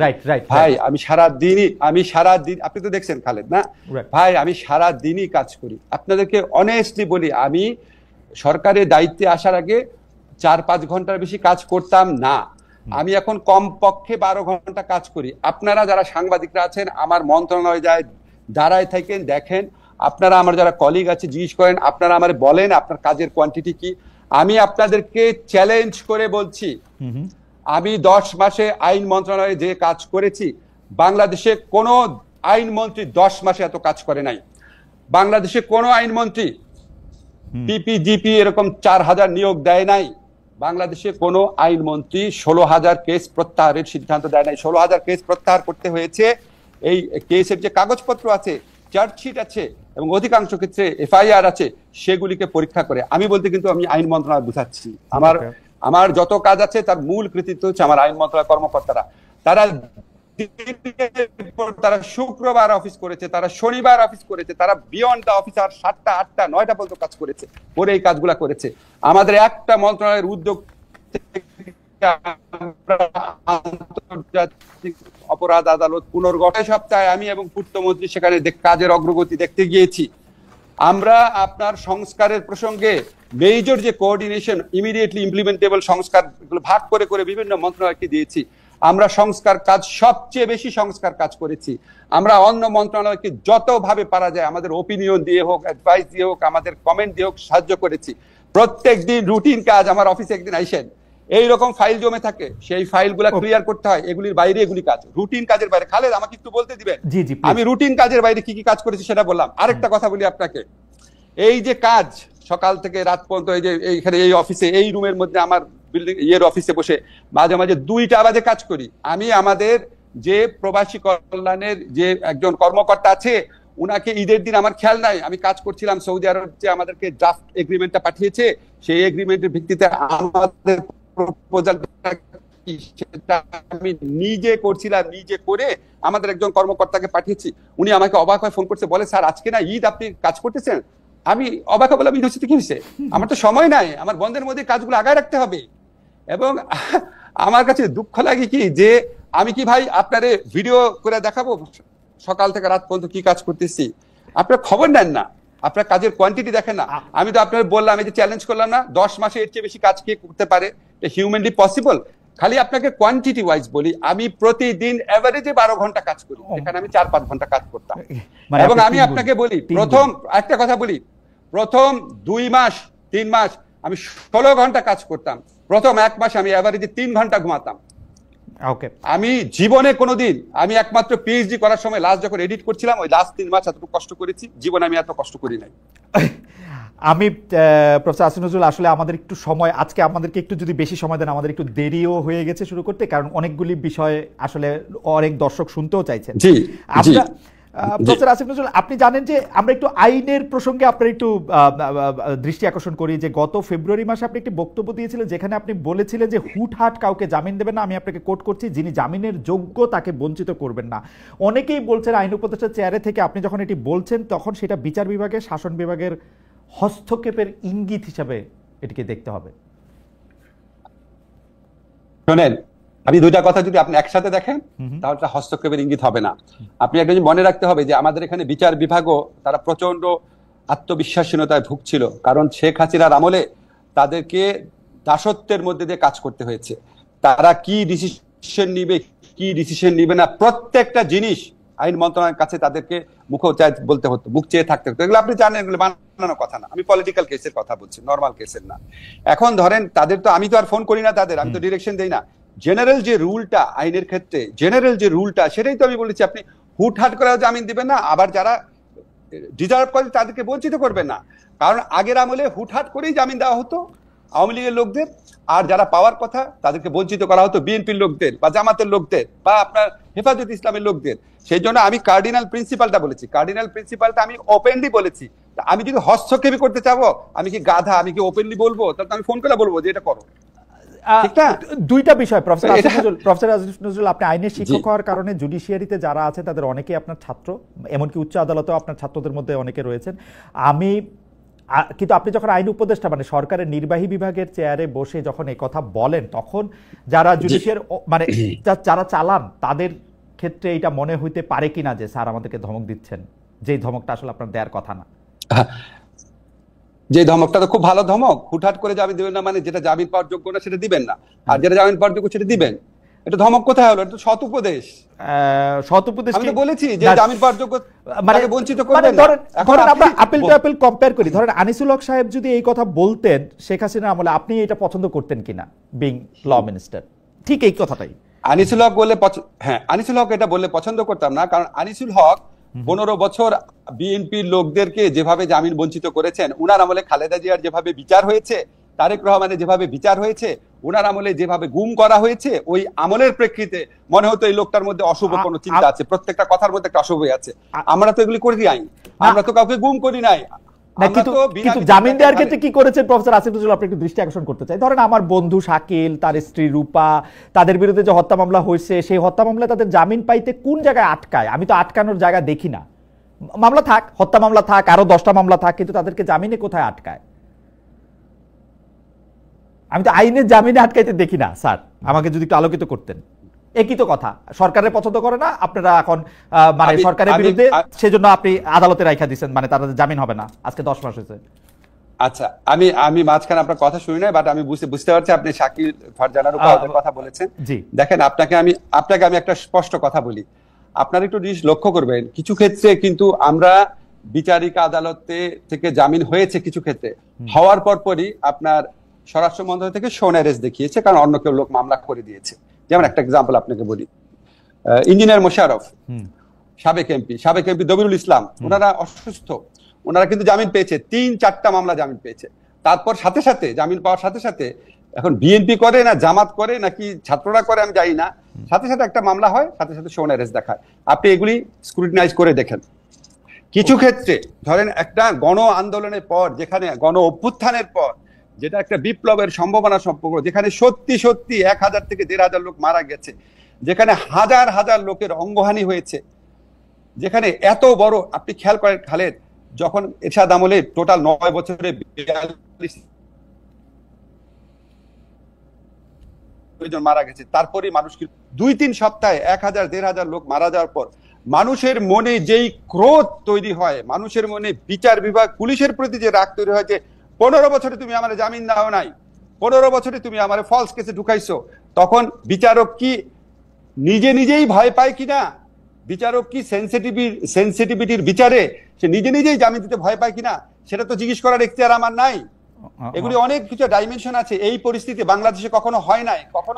আমি আপনাকে শুধু একটা তথ্য দেই, কারণ আমারও কিছু বন্ধু বান্ধব আছে যারা এখন সরকারি চাকরি করেন, তাদের একজনের সঙ্গে পরিচয় করাই দিলেন, তিনি উত্তরাঞ্চলের একটি জেলা শহরের চিফ জুডিশিয়াল ম্যাজিস্ট্রেট। আমাদের সমন্বয়কদের একজন তাকে একটা ফোন করা ওইখান থেকে উদ্যোগ করায় নিয়ে আসছেন।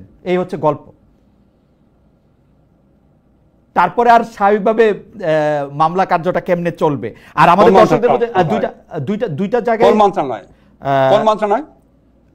না, আপনার চিফ জুডিশিয়াল ম্যাজিস্ট্রেট তো আইন মন্ত্রণালয়ের অধীনে। অসম্ভব কোন সমন্বয়কের ফোনে চিফ জুডিশিয়াল ম্যাজিস্ট্রেট চেঞ্জ করব? পরীক্ষা হয়তো আপনার অজান্তেও হইতে পারে, আমি জানি না। তাকে অসম্ভব হতে পারে, আমি জানি না, কিন্তু অসম্ভব। আচ্ছা, আপনি আমাকে এরকম চিনেন? আমি শেখ হাসিনাকে ভয় পাই না, একটা সমন্বয়ক বলবে আমি ওটা চেঞ্জ করে দিব। এখন শোনেন, আমাদের এখানে কিছু চেঞ্জ হয়েছে। যেটা হয়েছে, আপনার স্থানীয় পর্যায়ে আইনজীবীদের সাথে খারাপ সম্পর্ক হয়ে গেছে, খুব খারাপ অবস্থা। কিছু বিচারক আছে, তারা ইনসিকিউর ফিল করেছে, বিকজ ওই এলাকায় তাদের জাজমেন্ট নিয়ে অনেক প্রশ্ন আছে, মানুষ ক্ষিপ্ত ছিল, তারা রিকোয়েস্ট করে জায়গা চেঞ্জ করেছে। আর কিছু বিচারকের বিরুদ্ধে প্রচন্ড অভিযোগ ছিল, তাদের ক্ষেত্রে জায়গা চেঞ্জ করা হয়েছে। এখানে কোনো সমন্বয়কের কথায় বা কারো কথায় আমরা কাউকে পরিবর্তন করি নাই। সরি, আপনাকে যে বলেছে আমি তাকে চ্যালেঞ্জ করলাম, আপনি উনাকে বললেন আমার সাথে গোপনে যায় দেখা করে দেখাতে, আমি তাকে প্রতিকার দিব যদি এরকম কিছু আমার অজান্তেও হয়ে থাকে। আচ্ছা, ঠিক আছে, আমি তাকে বলবো অবশ্যই, এবং তিনিও নিশ্চয়ই আজকে এই অনুষ্ঠান দেখছেন এবং তিনি নিশ্চয়ই সরাসরি বলবেন হয়তো। আর আমাদের দর্শক আরেকটা প্রশ্ন করেছেন যে এই যে 4-5টা বিষয় নিয়ে, একটা হচ্ছে চিন্ময় কৃষ্ণ দাসের জামিন, 2 হচ্ছে সাগর রুনির হত্যাকাণ্ডের ব্যাপারে আপনি এটা কিছু বলবেন কিনা, সবচেয়ে বেশি প্রশ্ন আর কি এগুলি নিয়ে, এবং বিডিআর মিউটিনি যেটা আসে সেটার ক্ষেত্রে সরকার কোনোভাবে ওই মামলাটাকে সেনাবাহিনীর ভয়ে বা অন্য কোনো কিছুর কারণে প্রভাবিত করতেছে কিনা। চিন্ময় কৃষ্ণ দাস, প্রথম কথা হচ্ছে বাকি যে দুটো প্রসঙ্গ বলছে সেটা আমার মন্ত্রণালয়ের অধিভুক্ত বিষয় না, আমি এটা সম্পর্কে আপনাকে কারেক্ট ইনফরমেশন দেওয়ার মতো অবস্থায় নাই। চিন্ময় কৃষ্ণ দাসের ব্যাপারে উনি সম্ভবত হাইকোর্টে জামিন পেয়েছিলেন, রাইট? হাইকোর্টে জামিন পেয়েছিলেন, হাইকোর্টে জামিন পাওয়ার পর এগেইন উনাকে বোধহয় নতুন কেস দেওয়া হয়েছে। আপনি একটু খোঁজ দিয়েন, যখন একটা নতুন কেস দেওয়া হয় ওই কেসটা কি আমরা পুলিশ দিয়েছে বা সরকার দিয়েছে, আপনি একটু খোঁজ দিয়ে দেখেন। আপনাকে আমি একটা জিনিস চ্যালেঞ্জ করে বললাম, আপনি বলতে চান শেখ হাসিনা গভর্নমেন্টের সাথে আমাদের পার্থক্য হচ্ছে, শেখ হাসিনা গভর্নমেন্ট আমলে পুলিশ নিজে মামলা দিত, আমাদের সময় পুলিশ মামলা দিয়েছে কিনা আপনাকে চ্যালেঞ্জ করলাম। মামলা দেয় বিএনপির লোক, মামলা দেয় জামাতের লোক, মামলা দেয় ছাত্রদের নেতৃত্বে পরিচিত গণঅভ্যুত্থানের ক্ষতিগ্রস্ত ব্যক্তিরা, মামলা দেয় আপনার কিছু আইনজীবী যোগ সাজসে, মামলা হয় ক্ষোভ থেকে, মামলা হয় বিচারের প্রত্যাশা থেকে, মামলা হয় ব্যবসা বাণিজ্যের লোভ থেকে, কোনোটার মধ্যে সরকার কোনোভাবে ইনভলভ না। এখন একটা এরকম পরিস্থিতিতে 15 বছর যারা ক্ষুব্ধ, বিরক্ত, বঞ্চিত, মর্মাহত, ক্রুদ্ধ, তাদের প্রত্যেকটা অ্যাকশনকে আমরা খালি আহ্বান জানাতে পারি। আমি তো ওই অ্যাকশনের পার্ট না, আমি তো সেটা করছি না। শেখ হাসিনা আমলে সরকার নিজে করতো মামলা। ওকে, আমরা প্রফেসর আসিফ নজরুল, আপনি যেমন আমাকে মানে আমার মতো অনেক সাংবাদিকের যেরকম মানে এক ধরনের আলোকবর্তিকা আইডল, আইনের ক্ষেত্রেও কিন্তু অনেকে আপনাকে এরকমভাবে শিক্ষক মানেন এবং আপনার সরাসরি ছাত্রও রয়েছেন। আপনি স্নেহ করেন একজন মানে প্রথিতযশা আইনজীবী, আমার থেকে একটু বয়সে কম, ব্যারিস্টার জ্যোতির্ময় বড়ুয়া ফেসবুকে লিখেছেন এটিএম আজহারের প্রসঙ্গে মামলায় আইনজীবী, আমি তাকে কোট করছি, যে তিনি আগের প্রসিকিউশনের দায়িত্ব নেবেন না। তিনি বলেছিলেন, এটিএম আজহারের মামলায় আইনজীবী বলেছেন তিনি আগের প্রসিকিউশনে কাজের দায়িত্ব নেবেন না। তিনি এও বলেছেন তিনি আগে বিরাট সংখ্যক অভিযুক্তের পক্ষে লড়েছেন, এটা নিশ্চিত কনফ্লিক্ট অফ ইন্টারেস্ট। তিনি মানে আমরা যদি তার কথা এরকম শেষ করি যে এরকম পরিস্থিতিতে আসামিকে খালাস দেয়া ছাড়া কোর্টের আর কিছুই করার ছিল না, ফলে এক্ষেত্রে আইন উপদেষ্টা ভালো বলতে পারবেন কেন তিনি কনফ্লিক্ট অফ ইন্টারেস্ট বিবেচনা রেখে প্রসিকিউটর নিয়োগ দিলেন না। এক পর্যায়ে ব্যারিস্টার জ্যোতির্ময় বড়ুয়া এরকম বলেছেন যে আসামি পক্ষের আইনজীবীর দুর্দান্ত সাবমিশনের বিপরীতে ট্রাইব্যুনাল পক্ষের আইনজীবী ছিলেন নেহায়েত শিশু। আপনি এই বিষয়টি খেয়াল করেছেন কিনা, এবং ব্যারিস্টার জ্যোতির্ময় বড়ুয়া এর জন্য মানে আপনাকেই আসলে মানে আপনাকে লক্ষ্য করে প্রশ্নটা অন্তত করেছেন, আপনি যদি একটু দেখতেন। আপনাকে যদি বলি, আমি তো জ্যোতির্ময়কে স্নেহ করতাম। তো আমাকে কিছুদিন আগে জ্যোতির্ময় একটা স্ট্যাটাস একজন আমাকে ইয়েতে পাঠিয়েছে হোয়াটসঅ্যাপে। জ্যোতির্ময়ের বক্তব্যটা ছিল আমার মতো একটা গর্ধব শ্রেণীর লোক কিভাবে আইন উপদেষ্টা হলো আর কি। তো উনি যারা গর্ধব ভাবে, তো ওনার কাছে আবার আপনি চিন্তা করেন, আমি একটা ইন্টারন্যাশনাল হতে পিএইচডি করা, 2টা পোস্টডক করা, আমার 8-10টা ইন্টারন্যাশনাল জার্নালে লেখা আছে, আমি একটা পত্রিকাতে ল বিষয়ে লিখছি এত বছর যাবত, যে তার সম্পর্কে এরকম কমেন্ট করতে পারে, তার কমেন্ট তো আমি গুরুত্ব দিয়ে পড়ি না। সে কি বলছে আমি তার কোনো কমেন্ট পড়ি না, কারণ যে এই ধরনের কমেন্ট করতে পারে তার কথার সাবস্টেন্স নিয়ে আমি চিন্তা করি না। কিন্তু আমি এটা জানি, আমাকে প্রসিকিউশন টিমের থেকে ওরা একটা প্রতিবাদ লিপি দিয়েছে জ্যোতির্ময়ের এই ধরনের বক্তব্যের পর। তারা একটা প্রতিবাদ লিপি দিয়েছে, ওই প্রতিবাদ লিপিতে খুব শক্ত ভাষায় প্রত্যেকটা প্রশ্নের জবাব দেওয়া আছে। সেটা আমি আমার ফেসবুক পেজে শেয়ার করেছি, আপনি এটা দরকার হলে দেখে নিন। আমি তার কিছু পড়ি না, কারণ যেই লোকের প্রতি আমার রেসপেক্ট নাই, আমি তার কোনো কিছু পড়ি না। আচ্ছা, ঠিক আছে, ফেয়ার এনাফ। আমি সম্প্রতি আপনি নিশ্চয়ই আপনি পড়ার সময় পেয়েছেন কিনা, সাংবাদিক ডেভিড বার্গম্যান প্রথম আলোতে লিখেছেন যে, কোট করছি, অনেকে আশা করেছিলেন যে আওয়ামী লীগের শাসনামলে বিস্তার লাভ করা যথেচ্ছ অন্যায়, আটক রাখার সংস্কৃতি, তাদের পতনের মধ্যে দিয়ে এর অবসান ঘটবে। কিন্তু তার বদলে দেখা যাচ্ছে নতুন সরকার মুখে সংস্কারের যতই বুলি আওরাক, এই পুরনো দমনমূলক চর্চা থেকে বেরিয়ে আসতে চায় না। ফারজানা রূপা এবং শাকিলের কথা আমি আগেই বলেছি, আবার পাশাপাশি এটা বলতে চাই অধ্যাপক আনোয়ারা বেগম, চিত্রনায়িকা নুসরাত ফারিয়া এবং নাম না জানা অনেক লোক এই আটক রাখার সংস্কৃতির শিকার হয়েছেন। আপনার কাছ থেকে জাস্ট 2-1 লাইনে একটা, আপনি যে দুজনের নাম দিলেন, ওনাকে তো জামিনে মুক্ত হয়েছে, সাথে সাথে জামিনে মুক্ত হয়েছেন। এখন ধরেন আমি আপনাকে একটা ইন্টারেস্টিং কথা বলি, আমি যখন অ্যাক্টিভিস্ট ছিলাম, আমি এক্স্যাক্টলি ডেভিডের মতোই লিখতাম। আমি অ্যাক্টিভিজম হচ্ছে একটা পার্ট, আর যখন আপনি একটা দায়িত্বে আসেন সেটা হচ্ছে অন্য পার্ট। একদম ধরেন মামলা যেমন দুই প্রতিপক্ষ থাকে না, সেরকম। তো আমি যখন এই সাইডে এসেছি, তখন আমার কাছে মনে হচ্ছিল, আহারে অ্যাক্টিভিজম জীবনটা কত মধুর ছিল, খালি কমপ্লেইন করি, হাজার হাজার কোটি কোটি লোকের বাহবা পাওয়া যায়। আর এই জায়গায় আসলে অনেক কাজ করেও খালি নিন্দার সম্মুখীন হইতে হয়, আরো অনেক কাজ করার স্কোপ থাকে। এবং অ্যাক্টিভিজম আছে বলেই আমরা এই সরকারে যারা দায়িত্বে থাকে বা থাকবে, তারা আরেকটু ভালো করে কাজ করার সুবিধা পায়। কিন্তু অ্যাক্টিভিজম যেটা বলা হয়, সেটা মানে সর্বাংশে ঠিক না। আমার মনে হয় আমরা যেহেতু মাঝখান থেকে বিষয়টা দেখি, আমরা এটা খুব ভালো আসলে বুঝতে পারি। আপনার এই কথাটা একদম হিরণময়, যে আসলে কাজ করলেই আসলে অনেক সমালোচনার মুখে পড়া যায়, এবং সমালোচনা করতে তো আসলে কাজ করা লাগে না, সমালোচনা করা খুব সহজ। আমরা একটু প্রবাসীদের প্রসঙ্গে আসি স্যার। খালেদ, এক মিনিট, আমি আপনাকে একটা কথা বলে দিই। এই যে ধরেন, আমাকে মাঝে মাঝে আমার বন্ধুরা জিজ্ঞেস করে যে আমি এই যে উপদেষ্টার দায়িত্ব নিলাম, আমি লাইফটা এনজয় করছি কিনা। আপনাকে আমি বলি, আমি খুব ফ্র্যাঙ্কলি আপনাকে বলি, আপনাকে দেখে মনে হচ্ছে আপনি এনজয় করতেছেন না। এই প্রশ্ন আমি শেষের দিকে করতাম, আপনাকে দেখে মনে হচ্ছে যে আপনি এনজয় করতেছেন না। আমি আপনাকে বলি, ধরেন আমার তো অনেকগুলো জীবন ছিল, কিছু কিছু জিনিস আপনি জানেন, আমি সাংবাদিক ছিলাম, আমি ঢাকা ইউনিভার্সিটি টিচার ছিলাম, আমি বিদেশে গবেষক হিসাবে কাজ করেছি, আমি কনসালটেন্ট ছিলাম, আমি উপন্যাসিক ছিলাম, আমি কলামিস্ট ছিলাম, আমি টক শোতে অ্যাপিয়ার করতাম, এবং এটা হচ্ছে আমার উপদেষ্টার জীবন। এর চেয়ে জঘন্য, অসহনীয়, মানে এর চেয়ে জঘন্য অসহনীয় জীবন আমার কখনো আসে নাই। আমি খালি দোয়া করি কবে এটার থেকে আমি রেহাই পাবো। আশ্চর্য হয়ে যায়। আমি এই প্রসঙ্গে একটু আসতাম যে আপনার এত কালারফুল একটা জীবনে যে এতগুলি পালক, এটাকে আসলে আপনি আসলে কিভাবে দেখবেন? কিন্তু আমি প্রসঙ্গে আসতেছি, কিন্তু আমাদের প্রবাসীদের একটু উদ্বেগ, উৎকণ্ঠা, এবং আপনি আসবেন যে দুটি। তার আগে খালেদ এই প্রসঙ্গটা আবার শেষ করে নেই, এটা বলি, তারপর আপনি বলতে পারেন। আচ্ছা ঠিক আছে, আসবেন। আচ্ছা, প্রবাসীতে নিয়ে বলেন তাহলে। না, প্রবাসীদের দুইটা, মানে সংযুক্ত আরব আমিরাত থেকে একদল প্রবাসী আপনি আসবেন জেনে আমাকে খুব অনুরোধ করেছেন একটা বিষয় বলতে, যে বাংলাদেশের জন্য সকল রকম ভিসার কার্যক্রম আমিরাত সরকার বন্ধ করে রেখেছে।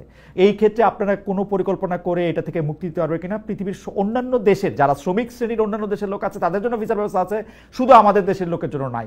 এখন তারা খুব কাতর হয়ে মানে আপনার কাছে একটু জানতে চাইছে যে এটার ব্যাপারে সরকার কিছু করছে কিনা। ভাই আপনাদেরকে আমি একটা প্রশ্ন করি তো ভাই, কেন নাই ভাই, কেন নাই?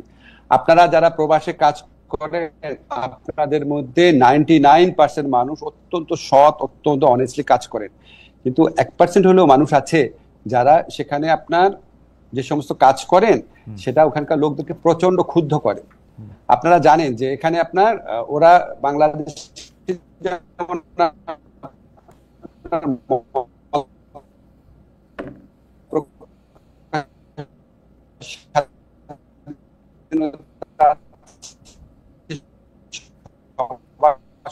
স্বাধীনতা আছে, অন্য কিন্তু 1% লোকের কথা বলছি না, 1% লোক করে তারা কষ্টকর। আমরা তো অনেক চেষ্টা করছি। ধরেন আমি আপনাকে বলি, আমি এগুলি কথা যদি বলি মনে হয় সারাক্ষণ নিজের কথাই নিজে বলতেছি। আমি যে সৌদি মন্ত্রীর সাথে, শ্রমমন্ত্রীর সাথে লাস্ট দেখা করলাম, উনি আমাকে বললো তুমি প্রথম মিটিং একটা জিনিস চেয়েছিলে, সেটা আমরা করে দিয়েছি, তোমাদের যারা নারী শ্রমিক আছে, যারা ইররেগুলার, তাদেরকে রেগুলারাইজ করার ব্যবস্থা করেছি। জর্ডানের মন্ত্রী আমাকে বলেছে জর্ডনে যারা নারী শ্রমিক আছে, যারা ইররেগুলার হয়ে গেছে, তারা যদি ভলেন্টারিলি আসে বিনা পয়সায়, তাদের প্রত্যেককে রেগুলারাইজ করে দেওয়া হবে। এরকম আমরা তো ভাই নিরন্তর চেষ্টা করছি। আমাদের doctor Mohammad Yunus sir phone করার পর ওইখান থেকে সমস্ত যারা বন্দী ছিল তারা চলে আসছে।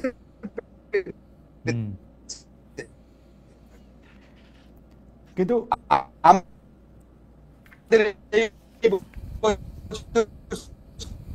সৌদি আরব থেকে সবচেয়ে বন্দী আপনার মুক্তি দেওয়া হচ্ছে, সবচেয়ে সংখ্যক বন্দী। এর আগে চেষ্টা করছি, সংযুক্ত আমিরাতে আমাদের পাঠিয়েছে, উনি বারবার চেষ্টা করছেন, গিয়েছি কাতারে, বারবার আমরা আস্তে আস্তে ওপেন আপ করার চেষ্টা করছি। ভাই এটা তো আমাদের মুখের কথায় হয়ে যাবে না, আমরা চেষ্টা করছি। দেখেন আমি সৌদি আরবে যাওয়ার পর আপনারা আমাকে কমপ্লেইন করেছেন বিমানের ভাড়া বেশি,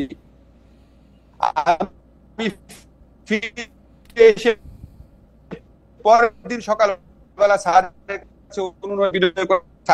অফিসে একটা মিটিং করি,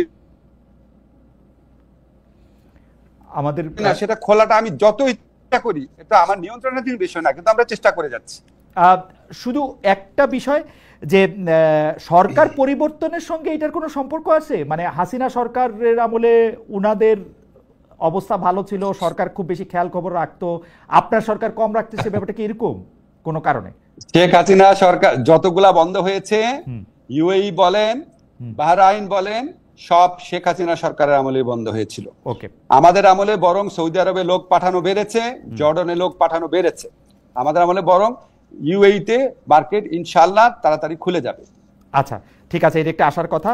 দ্বিতীয়টা হচ্ছে এক ধরনের দাবির মতো, সেই দাবিটা হচ্ছে প্রবাসীদের ভোটের ব্যাপারে।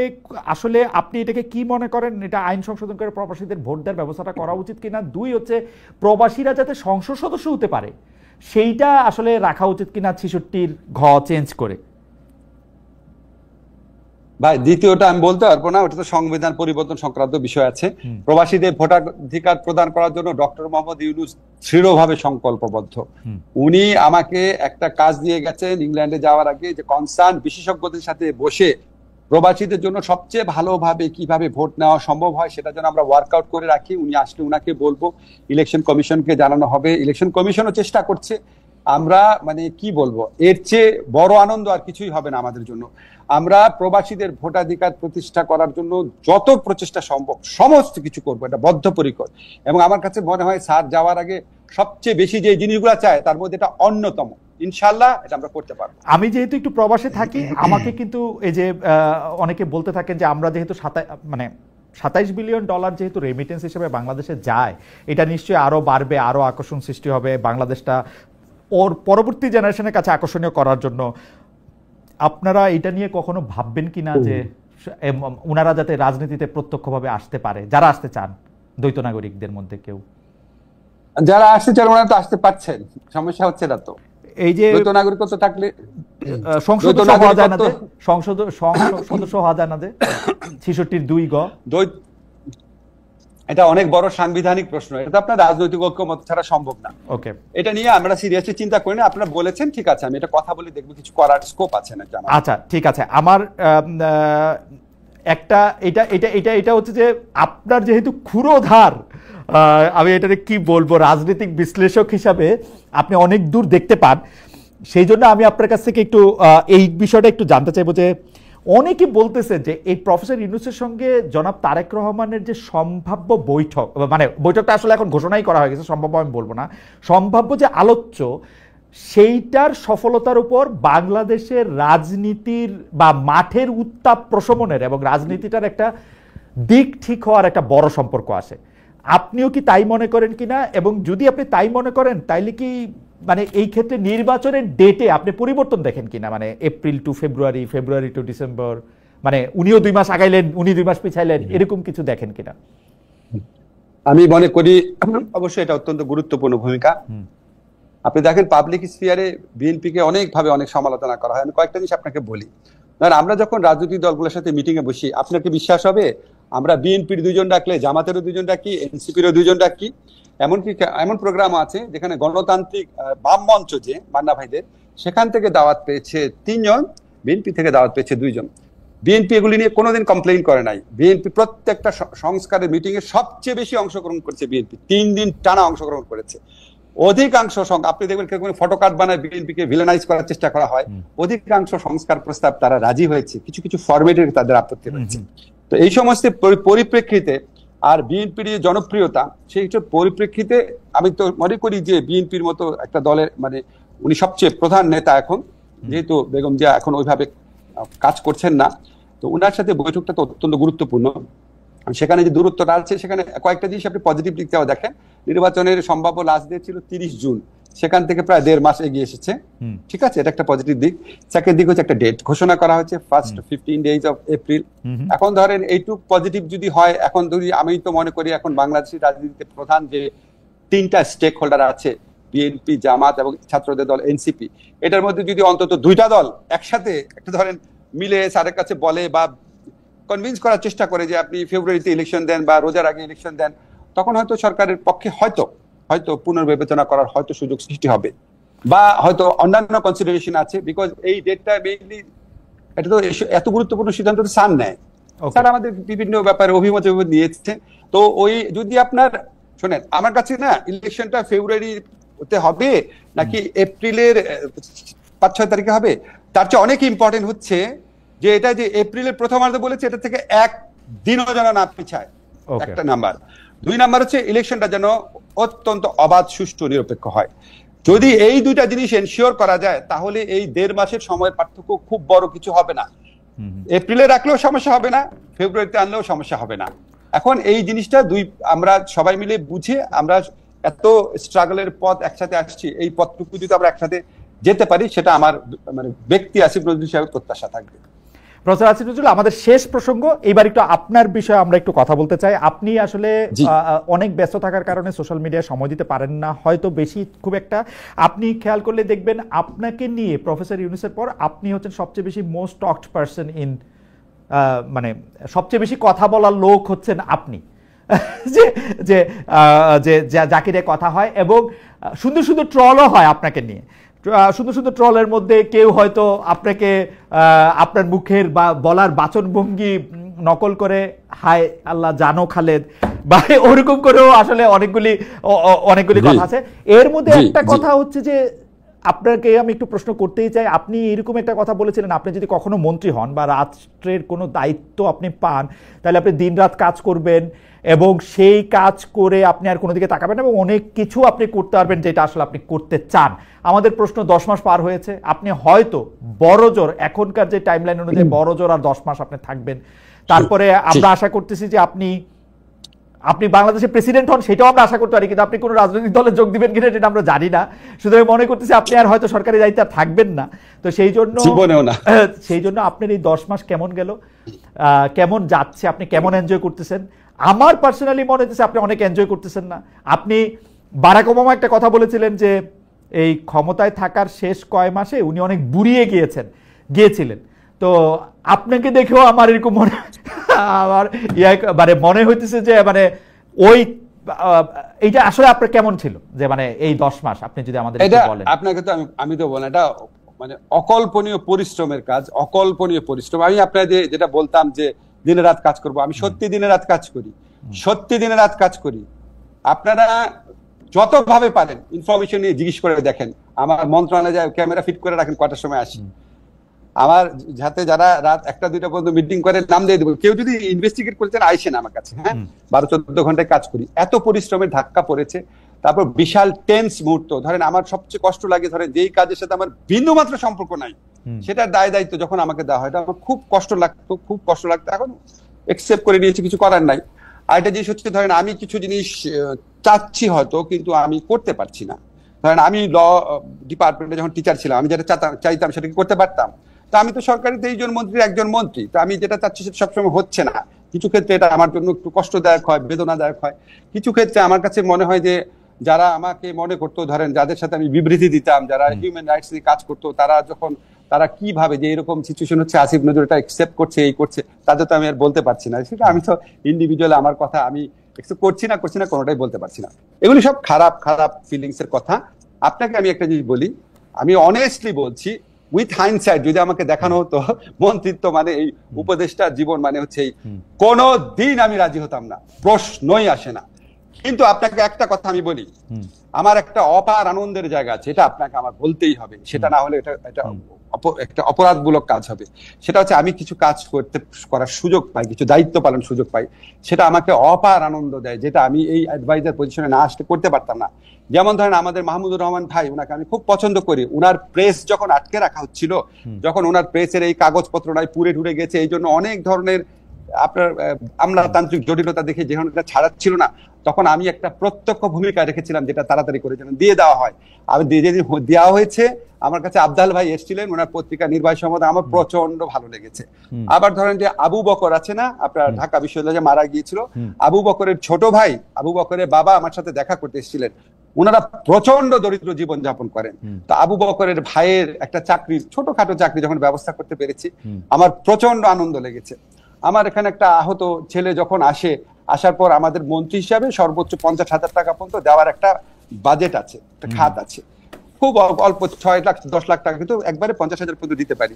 সেরকম আপনারা যখন কাউকে দিতে পারি তখন খুব ভালো লাগে, কারণ কাউকে 50,000 টাকা একবারে দেওয়ার সামর্থ্য আমার কোনোদিনও ছিল না, ভবিষ্যতে কখনো হবে না, কখনোই হবে না। এরকম আপনার ধরেন এগুলো যদি আমি বলতে থাকি, তখন হয় কি, ধরেন মানুষ বলে যে আচ্ছা আপনি কি করেন।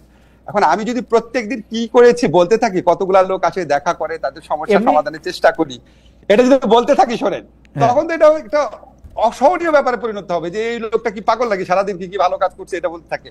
ভাই আমি সারাদিন চেষ্টা করি।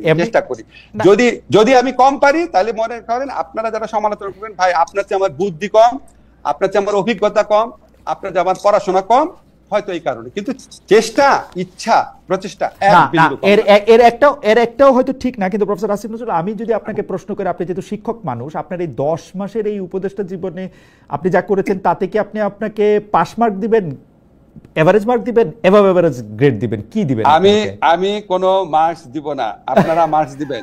আমি যখন চলে যাব, আমি কি করেছি সব বলবো, আপনারা যারা এই না, আমি শুধু চেষ্টাটার ক্ষেত্রে মানে আপনি আপনার যে এফোর্টটা দিয়েছেন সেটার ক্ষেত্রে কি আপনি মানে সন্তুষ্ট, যে মানে মানে বা এরকম কি যে আপনি তার চেয়ে বেশি দিতে পারতেন, এরকম কি? আপনি যদি ফিজিক্যাল পরিশ্রমের কথা বলেন, আমার পক্ষে এভারেজ 12 ঘন্টার বেশি কাজ করা সম্ভব না। আমি কোনো সময় 14-16 ঘন্টাও কাজ করেছি, সুতরাং এক বিন্দু বেশি সময় দিতে পারতাম না। আর আপনি যদি বলেন আমি আরো বুদ্ধিমত্তার সাথে কোনো কাজ করতে পারতাম নাকি, সেটা তো ভাই আমি বলতে পারবো না। আমার বুদ্ধি তো কোয়ান্টিফাই করা যায় না, কাজের পরিমাণটা কোয়ান্টিফাই করা যায়, কাজের পরিমাণে আমি মোটামুটি একটা অ্যানসার পাইছি। আপনার যে বস আছে সে বস কি আপনার উপর খুশি? মানে প্রচন্ড খুশি। বস আপনার উপর খুশি? প্রচন্ড খুশি। আপনি ইউনূস স্যারের কথা বলছেন? জি জি জি, প্রচন্ড খুশি। আপনাকে একটা এক্সাম্পল বলি। ধরেন আমাদের যখন যে বাংলাদেশ ব্যাংক সংক্রান্ত যখন একটা তদন্ত কমিটি করা হলো আর কি, তখন আমি বারবার আমি বলছিলাম স্যার আমাকে দিয়ে না, আমার অনেক কাজে চাপ, আমার অনেক কাজে চাপ। 2-3 অন্যদের নামটা উঠলো, স্যার বলে না তোমার না দিলে এটা কাজ হবে না, তুমি থাকবা। তো এরকম অনেক কিছু স্যার আমাকে দিয়ে দেন। তুমি যদি অনেক খুশি না থাকেন, এটা আরেকটা তৃপ্তি। প্রচন্ড খুশি। এই প্রশ্নটা শুধু ডক্টর আসিফ নজরুলকে চেয়ারে থাকা অবস্থায় করা যায়, আপনি কি বসের উপরে খুশি? মানে প্রফেসর ইউনূসের কার্যক্রমে কি আপনি খুশি? অধিকাংশ ক্ষেত্রে খুশি, কিছু ক্ষেত্রে আমি বুঝতে পারি না, কিছু ক্ষেত্রে খুব অল্প, কিছু ক্ষেত্রে আমি বুঝতে পারি না, খুব অল্প। আমি আপনাকে প্রশ্নটা করে রাখি, উত্তর দেয়া না দেয়া আপনার ইচ্ছা। আমরা যে অনেকগুলি জিনিস দেখি যেটা আমার কাছে সরাসরি কনফ্লিক্ট অফ ইন্টারেস্ট মনে হয়। মানে উনি একটা ছবি দেন কি গ্রামীণ সমাধান কি জানি একটা ওই পে মানে টাকা পাঠাবে বিকাশ নগদের মতো একটা জিনিস, উনি একটা গ্রামীণ ইউনিভার্সিটি করেন, উনি করের টাকা মৌকুফ করেন, উনি হচ্ছে নোবেল প্রাইজ সহ আরো এরকম প্রাইজের করের টাকা মৌকুফ। এগুলি এই এই মানে প্রফেসর আসিফ নজরুল আপনারা থাকতে এই কনফ্লিক্ট অফ ইন্টারেস্ট নিয়ে বলার তারে কেউ নাই। Is it possible?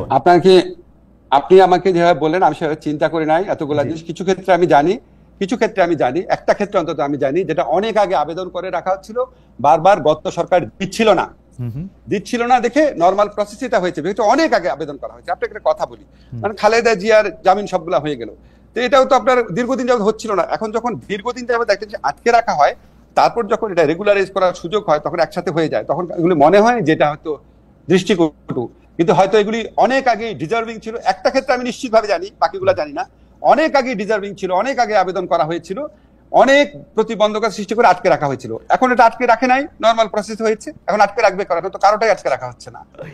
আপনারা যখন এরকম সমালোচনা করবেন, আমার মনে একটুখানি ভিতরে তথ্য জেনে, ধরেন গ্রামীণ বিশ্ববিদ্যালয় কত বছর আটকে ছিল জেনে নিয়ে করলে ভালো হয়। আমি আপনাকে ভিতরের তথ্য নিয়ে আমি আপনার সাথে আরেকদিন নিশ্চয়ই আমরা বসবো। যেমন গ্রামীণের এটা আটকে ছিল, এটাকে আটকে থাকা বলে না, এরকম আরো 10